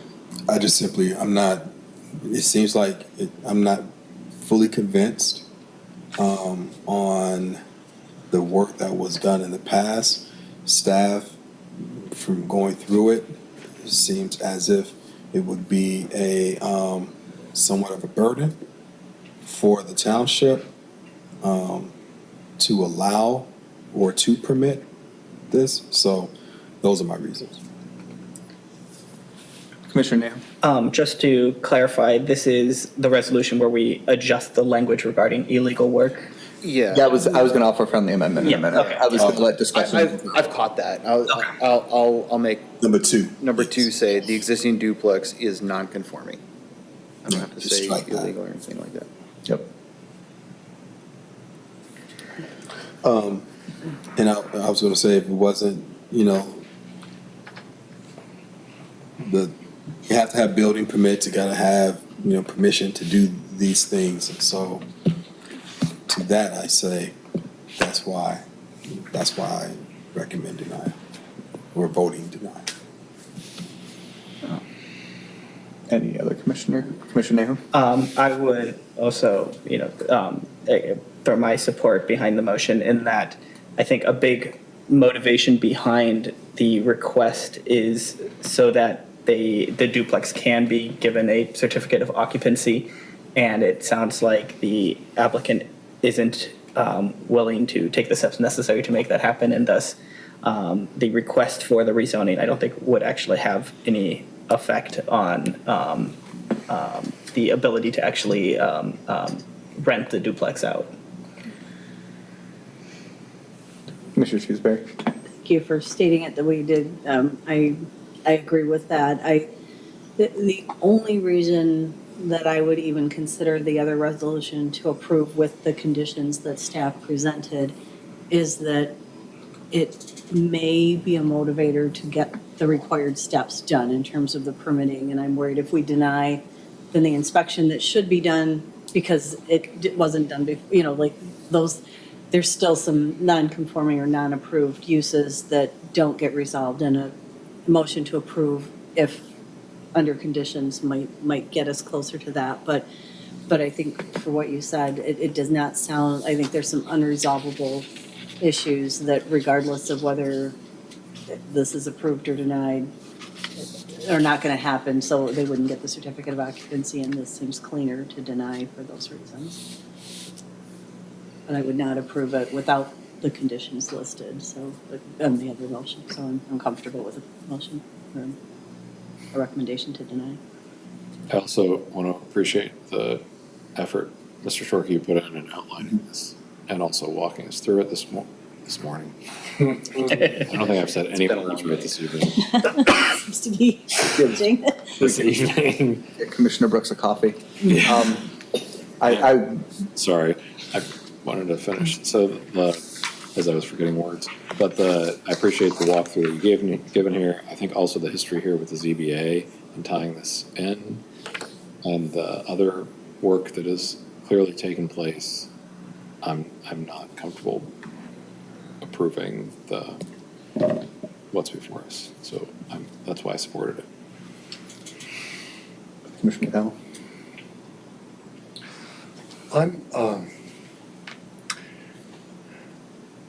concerned that we seem to have heard this evening an explanation of past events that implied that township staff were providing verbal approval on site, and that was the basis on which the applicant proceeded. And I'm not entirely, we can't ever know if that ever happened.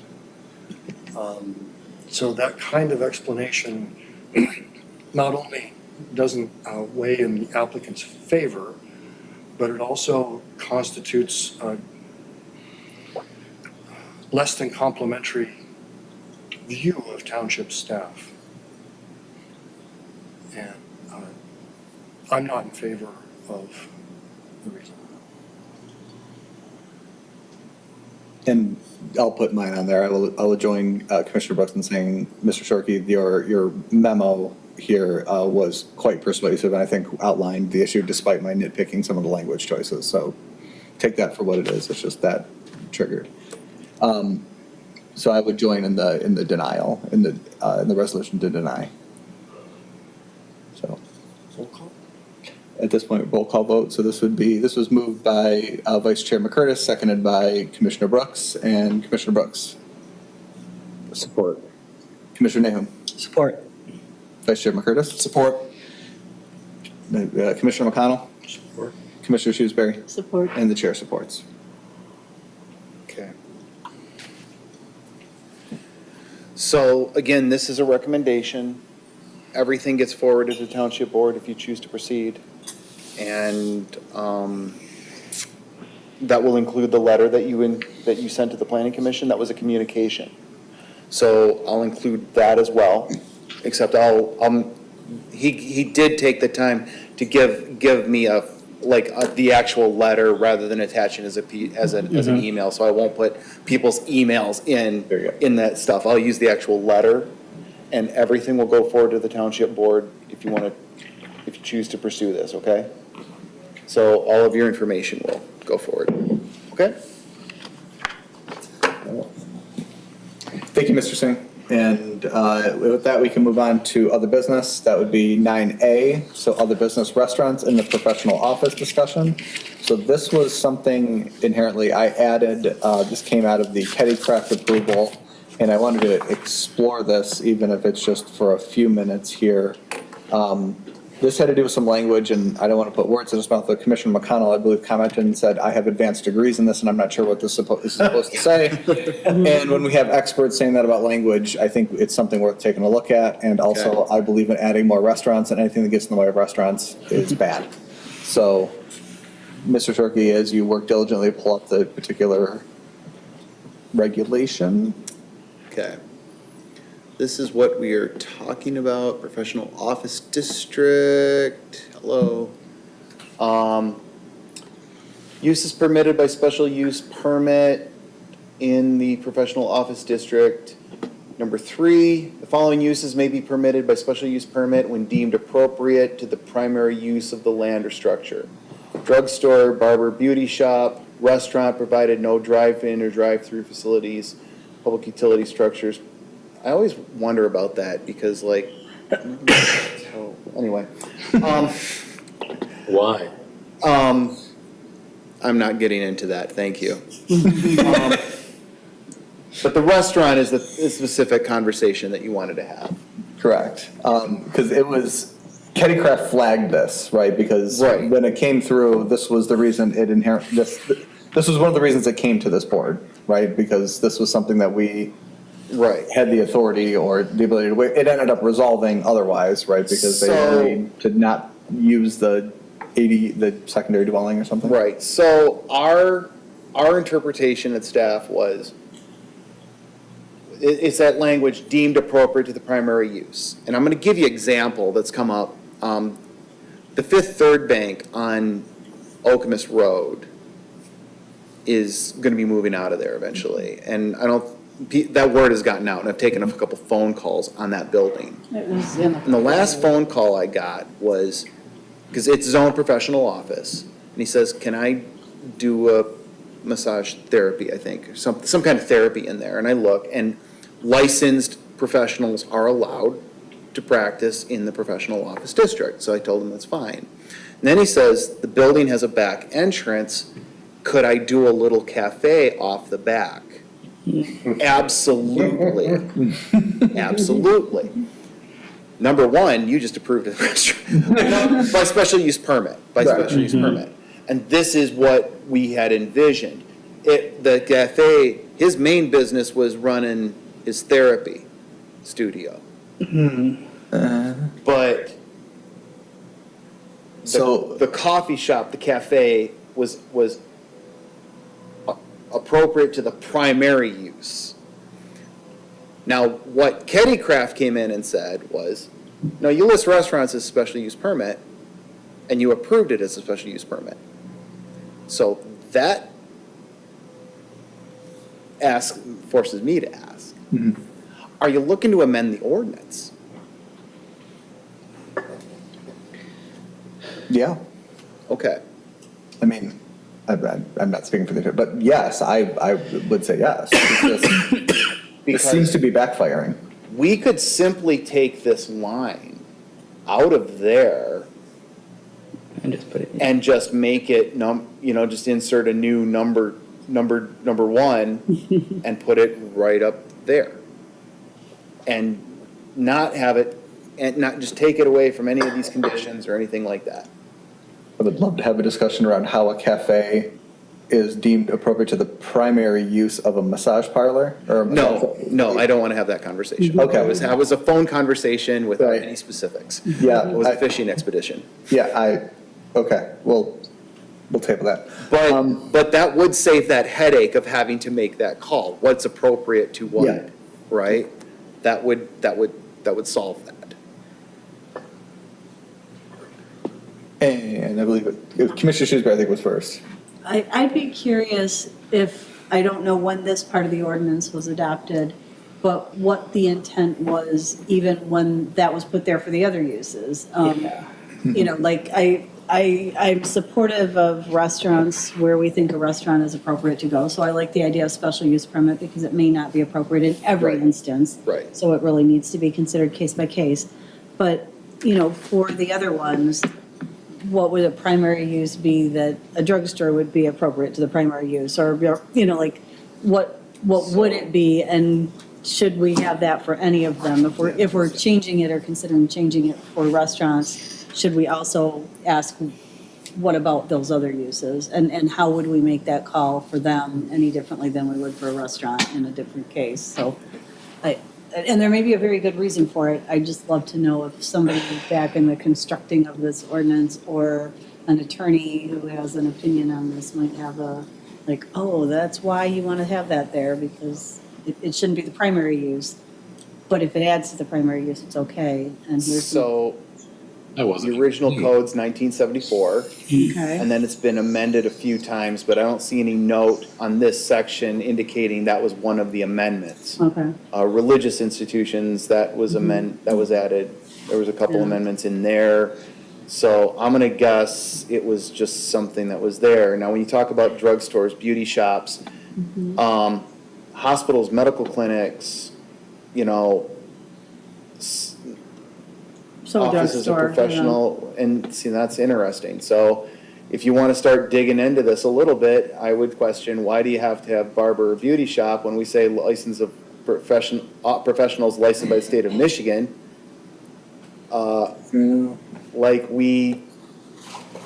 The barbers are licensed in Michigan. But I mean, it says such as but not limited to, blah, blah, blah. Right? But I mean, I think I'm just throwing it out there. Should we have an attorney look it over? what do you want them to look over? Just to make sure that, I mean, I'm just going off what Commissioner Shrewsbury said, if I heard correctly, just to make sure that we're not doing something inadvertently that could, you know, make this business X look different from what we intended. Okay, I can do that. I can take that to Director Schmidt. I mean, maybe that's not the right, But, maybe that's not the right road, but I'm but just. you already have. Okay, And that's kind of the point. okay. The next person who comes in wants to do a coffee shop, a professional office district, it's gonna be really difficult to say, no, you can't, instead of, you get a special use permit. Now, here's the conundrum, and I mean this nicely, you're not the body to interpret the zoning ordinance. That's the zoning board of appeals. What we wanted to see happen was that the question go to the zoning board of appeals for an interpretation. Okay. But that didn't happen. And now we have a restaurant coming in. No one, and I want to be clear, no one's upset that happened. That was a rare, I consider a rare win in, like we saved an historic building, someone's moving forward with a viable business, I hope. Our chair is happy that we're getting a restaurant. Here. This wasn't my conversation. I didn't bring this to you. You wanted to have this conversation. Yeah. If there's something you want me to do different as your staff, I can make it happen. Well, I can ask, was there a reason to separate them out? But 1974 ordinance, man. So I have a broad comment, but I like the idea of moving some of these out of this. Can you go back up to where those three other things were listed? Here you go. Oh, yeah. So I have a book recommendation. It's called Stuck: How the Privileged and the Property Broke the Engine of American Opportunity. And it's by Yoni Applebaum, and it just came out, I think, in the past year. But it's a book about how zoning ordinances came to be and were established. And primarily what I was thinking about in this conversation is that from the 1910s to the 1970s, there was all this. That's basically when zoning went into effect broadly, from what I can remember. And the idea was that you create special zoning things around everything in order basically to create a mechanism for regulating those spaces. But lots of those spaces were made up by people who were either immigrants or people who moved or didn't work sort of traditional jobs. And so when I look at this list, I see in particular, like a barber beauty shop is like, it's a job that anybody can have, and they can basically do it almost wherever they want. And so why does it matter where it is exactly? Well, it's a valid point, because you can do it as a home business if you want to. Right. Home occupation, right? And it's an ideal business actually for mixed use developments, and lots of these different kind of special one-offs that we have fall into that bucket, I would say. I'm not saying I'm advocating for a review of all of this stuff. I'm just talking about these three items. Yeah. Commissioner Shrewsbury opened up.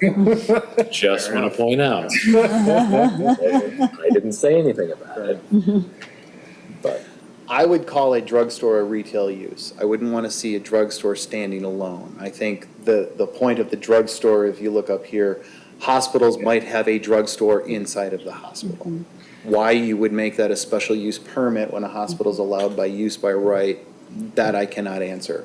And it's intriguing, because what's the drugstore versus a pharmacy? Is it the same thing?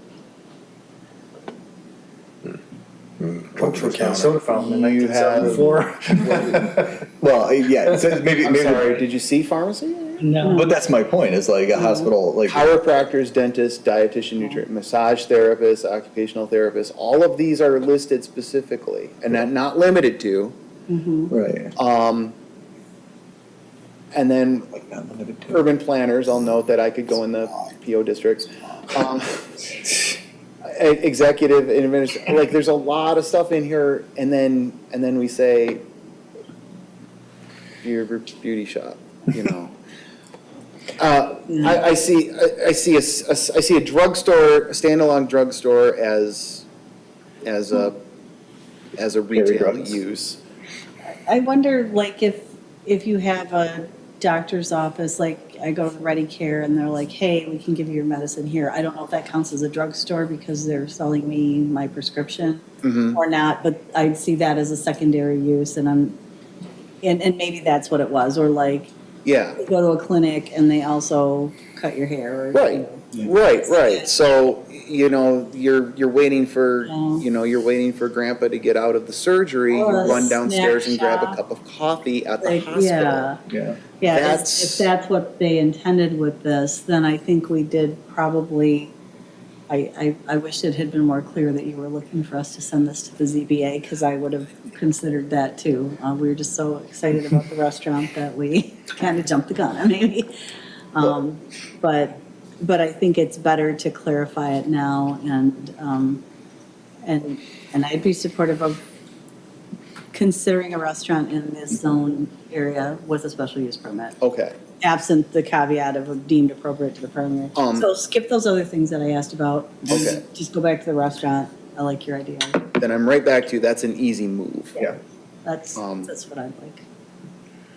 And yeah, I think that gets to the intent of why I was bringing this up, but I realized I cut off Commissioner McConnell again twice. No, and I did too, sorry. No, it's all right.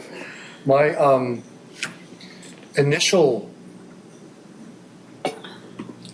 challenge understanding this really is about the word primary use. And the reason it threw me was because we were looking at this, I believe, in the case of a conversion of a use. So there was no primary use, and I was trying to understand primary in terms of historical or something. Yeah. And that's not, if you go up one line, caretaker's residence, accessory use, these are really about accessory use, and that's why your example was so good. Because when you're adding a coffee shop to the back of a medical establishment, we all feel like that's very much appropriate to the primary use. Or we could decide that. Whether attaching a drugstore or a beauty shop, you could. But that's what the struggle that I was having, and I think this was written mainly about accessory uses. Otherwise, that word primary wouldn't be there. That's a good point. I think if we're gonna tweak some language, either this section 3 applies only to accessory uses and we'll treat it that way, or it applies to conversions of uses. And we need to rewrite it, because that tripped me up, that primary word. Well, an accessory use has a very specific meaning in the zoning ordinance, and you're talking about garages and sheds and things like that. They can't call it an Or a accessory. caretaker's residence. I can look into but I understand what you're meaning, and Like a parsonage, I can find a term. Caretaker or But it sounds like we've coalesced, at least taking the restaurant section there out of 3 and making it, and giving it, right? I mean, seems to be general consensus around that, and then we can dig into the follow-ups. Because like the one that's really interesting is a public utility structure to me, because it's inherently a public utility and it has an easement in order to exist, but set that aside. Correct. What were they doing in the 70s? I was going to say, it wasn't Wi-Fi. Or Yeah, yeah. It doesn't appear to be boilerplate. If No, this is that something- particular phrase, you Yeah. won't get an exact hit. It didn't come from some a general zoning manual that somebody grabbed a sentence for. They wrote that in there. See, and I'd also like to point out it's a very subjective phrase too, because the moment I brought up an example, someone said, well, how's a coffee shop related to a massage table? No, it was a phone conversation. Was it a site plan? Yeah, it's fine. I get it. I'm just, you get in this very, what's called the Jesuit school, where you're trying to, what is like what versus another. And subjectivity is interesting, but. So what would you like staff to do with this? Do you want to see a draft text amendment? Just very easily That's where I would lean, moving the yeah. restaurant section out? Yes. I mean, we could also consider, instead of moving it out, just having it in addition. You can have it as a primary use, but you can also have it as not an accessory, as a secondary use. Right, because I guess we don't want to preclude making a cafe. Oh, sorry. No. I'm signaling that I got him next. Yeah. You may finish. Yeah. Oh, yeah. I keep cutting you off too. I apologize. No, I think maybe we should consider just an addition and allowing restaurants to still be a secondary use for cafes and a massage therapy office. No, moving on. No, I'm just kidding. Commissioner Brooks. Can restaurants, so this is the PO zone, right? Correct. Just an idea. Is it possible that restaurants could just be considered a primary use for the PO district? That's what I'm proposing. If I was to move, Is that what we're talking about? And I'm just missing it? I'm not what I suggested was if we move this line out of being C under 3 and just make it its own number, it becomes a use permitted by special use permit in its own right. Well, I guess what I'm saying though is why do we have to have a special use permit for a restaurant inside a PO zone? Even then, because like you want more restaurants and there's a shortage of office spaces getting filled. Well, we could end up with a glut of restaurants. Darn. Restaurants could be a nuisance as well on neighboring uses as well. Yeah. So- Nuisance. I agree. Stuff talks about nuisances being upper class nuisances. Just saying. I'd want to dig into that more deeply before I'd be comfortable. Like I'm not familiar enough with this section and the places in the township that are zoned PO to say, are they an appropriate location for, or should they have special consideration before we say they are? But by parking it under the SUP reg, we'd be making that determination individually as they came through. That's what I'd, at this point, be more comfortable with unless we did a lot more work to, to understand it. But otherwise, I'm supportive of restaurants, so it's a good question. It's not one I'm ready to answer now without a little bit more detail, so. And this other one would seem to solve it and give us a heads up when new restaurants might be coming. They have to come to us first. You know, there's a professional office building at the corner of Mount Hope and Atmos, on the northwest corner. That recently got renovated. Back when they were building the bridge, that building has a wonderful terrace out the back that looks right down to the river into the house. I always thought, man, if you just that'd be a great little, restaurant. oh Yeah, boy. I know. Yeah, that would have been great looking. So Yeah, 'cause it is permitted by right. As an aside, it would maybe some of the, I don't have any kind of survey of any kind of vacant office land, but for a long time, office has been a tough sell. Might open up some of that vacant office property. And I mean, I don't know how I haven't looked this up, but I think about like Backyard Barbecue over there across from Joe's on Jolly. Like, that's a restaurant, and that's gotta be a professional office building, right? On the other side of the street, though. Yeah. Yeah. So it's, I mean, Not in our township, right? it's not, but I see what you're saying. yeah. Just my last comment here is I think Really? Mr. Shorty, yeah, it really is. I think Mr. Shorty, this would be interesting if we knew what's the cost of a special use permit for a restaurant versus these other. It's $1,000. It's $1,000. This is the fee. Motion Special use permit. There's not. It doesn't go by the land use. It's a special use permit. So then it's like, and then there's also though sort of, it's $1,000 cost, but then there's also the upfront cost of if you are a small restaurant business owner or want to start one, then there's all the upfront costs of filling out the paperwork, putting all the packet together, coming to these things. Oh yeah, that's all that. That's on now. So you're saying we should waive all that paperwork? I'm just throwing it out Reduce the there. $1,000 I'm to just trying to 250? understand what the, by right. what You the wouldn't have cost, to. like the actual So- cost is for somebody. To play, you to couldn't play do with that that, like a PO though. let's use Kitty Craft as an example, since it just happened. If it was a use by right, we'd have just said, pull your building permits. And that would have been extensive, right? Because you're turning a cat hospital into a restaurant. Sure. But that's not unavoidable. Call it a special use permit, we get an application, there's $1,000, and there's a hearing. In some instances, there's lawyers, there's, I mean, there can be, but I mean, doesn't Yeah. have to be. sure. You had two SUPs that today didn't have lawyers with them.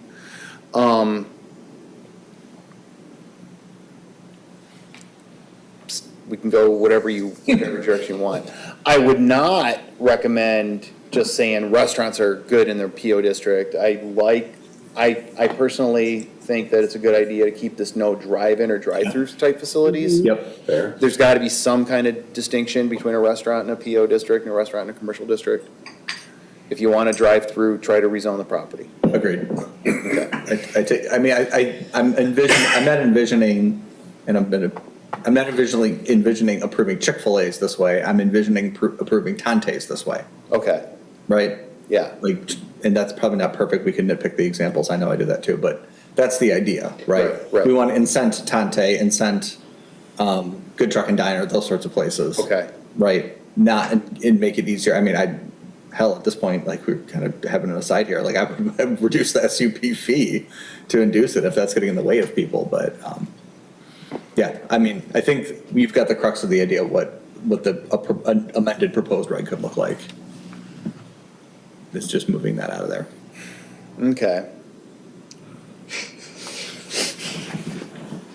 I've heard multiple ideas. I'll write a memo and I'll give you some suggestions. Well, we could narrow it. I mean, No, I mean, I'm sorry, go ahead. I mean, to me, of course, I thought it was easy, and it's probably a lot more difficult than it looks, but, I mean, I guess it's probably not a bad idea to get an idea of what the impact might be from a memo, but I would, So let me,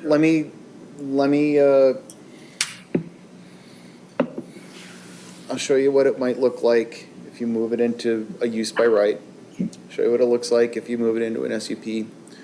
And I think it might be useful if I produce a map that shows all our PO districts, so you see where those are at. that would be great.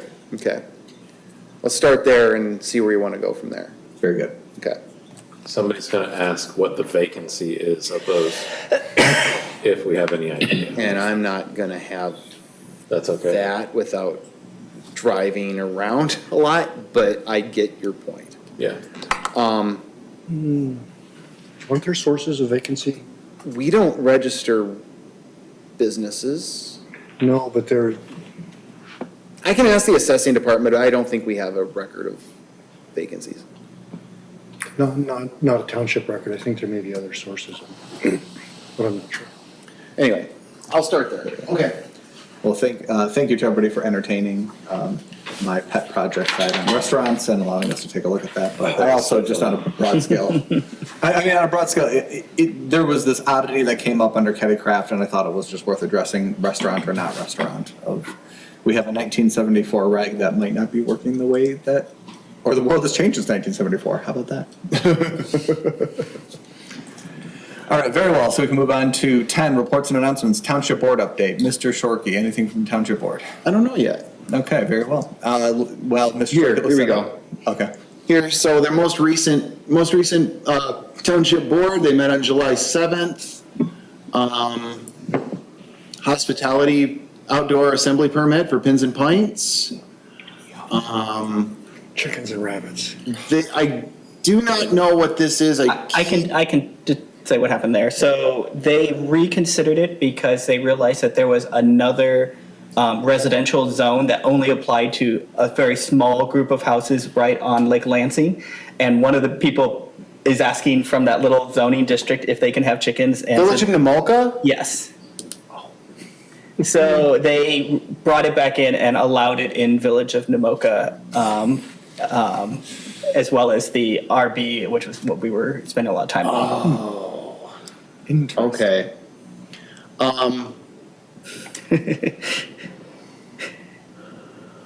Oh, the conversation we had about that. Anyway, sorry. Some public street lighting improvement, special assessment districts, public park and public safety millage renewal discussion. Not much else right now. Okay, with that, liaison reports. Do we have Commissioner Nahum to the ZBA? The ZBA did not meet due to lack of business. Very well. Because we're not sending them the business, apparently, like we talked about. Well, there'll be some business soon. Sit tight, it might change. Any other liaison reports? All right, moving on, project updates under 11. And You have an updated list. I brought it up on the screen for you. Mr. Car Wash has received their certificate of occupancy. I don't know why they're not washing cars yet. Get Loaded, I wanted to point this out for our chair. That is a restaurant. The certificate of occupancy has been issued. I don't know if they've opened yet or not. The BBQ chicken, BB.Q chicken, and I've been corrected on that a couple times. That permit's been issued. That's still supposed to be going for a July open. I don't know anything about it, but apparently it's the 17th largest chain in the world. That's what I'm told. going back to my point, like Get Loaded are the ones we should, because they're moving out of a food truck, right? That's been a food truck, I think, for many years around here. Yeah. Versus barbecue chicken. I'm in the PO districts, I'm thinking incent Get Loaded over barbecue chicken, but very well. And moving on, so that is our project update. Public remarks. Oh, wait. Go ahead, sorry. Any comments from the public? Hearing none. Commissioner comments. Any commissioner comments? Can I actually jump in there with you real You quick? may. Looking ahead, July 27th, you've got two public hearings. You've got the mass timber amendment, and you've got another daycare. What should not be as contentious as the last one you had. You've got unfinished business. So what I'm looking at is the applicant for the daycare. Normally, the second meeting would be the first meeting in August, which I think is, I'll get you a date, I think it's the 10th. Yeah, the 10th. She said something about maybe being out of the state the first week of August. So what I wanted to ask is, because I'm on vacation that week before, if no is the answer, it's okay. We'll figure something out. But if she is not able to come back on the 10th and wants to put off her second meeting until the 24th, are you okay canceling the August 10th meeting? We won't have any public hearings. We're inside the deadline for that. I have no We issues. won't have any other public hearings. I have no issues with that. Others? It actually works well because I had a conflict that I was trying to figure out how I could resolve, so that would be great. Okay. So the public hearing on mass timber will be on July 27th, and then if we have to, we can have it, because it's not like there's somebody waiting to build mass timber building, like, okay. Yeah. Okay. I'll confirm with Ms. Miss Croc, and I'll let you know next meeting. Very well. I would just say, my commissioner comment, thanks for everybody for starting and apologize for being late. There is construction on the way back from Hawk Hollow back toward this way, and they sent me all the way around today, so that was the reason I was late. I will not be here the 27th, so Vice Chair McCurtis will have to fill in for me, which will probably make it go better. And Don't know about that, but I'll be there. are there any more commissioner comments? Hearing none, entertain a motion to adjourn. That was Commissioner McConnell. Second by Commissioner McCurtis. All in favor, aye? Aye. And we are closed at 8:43.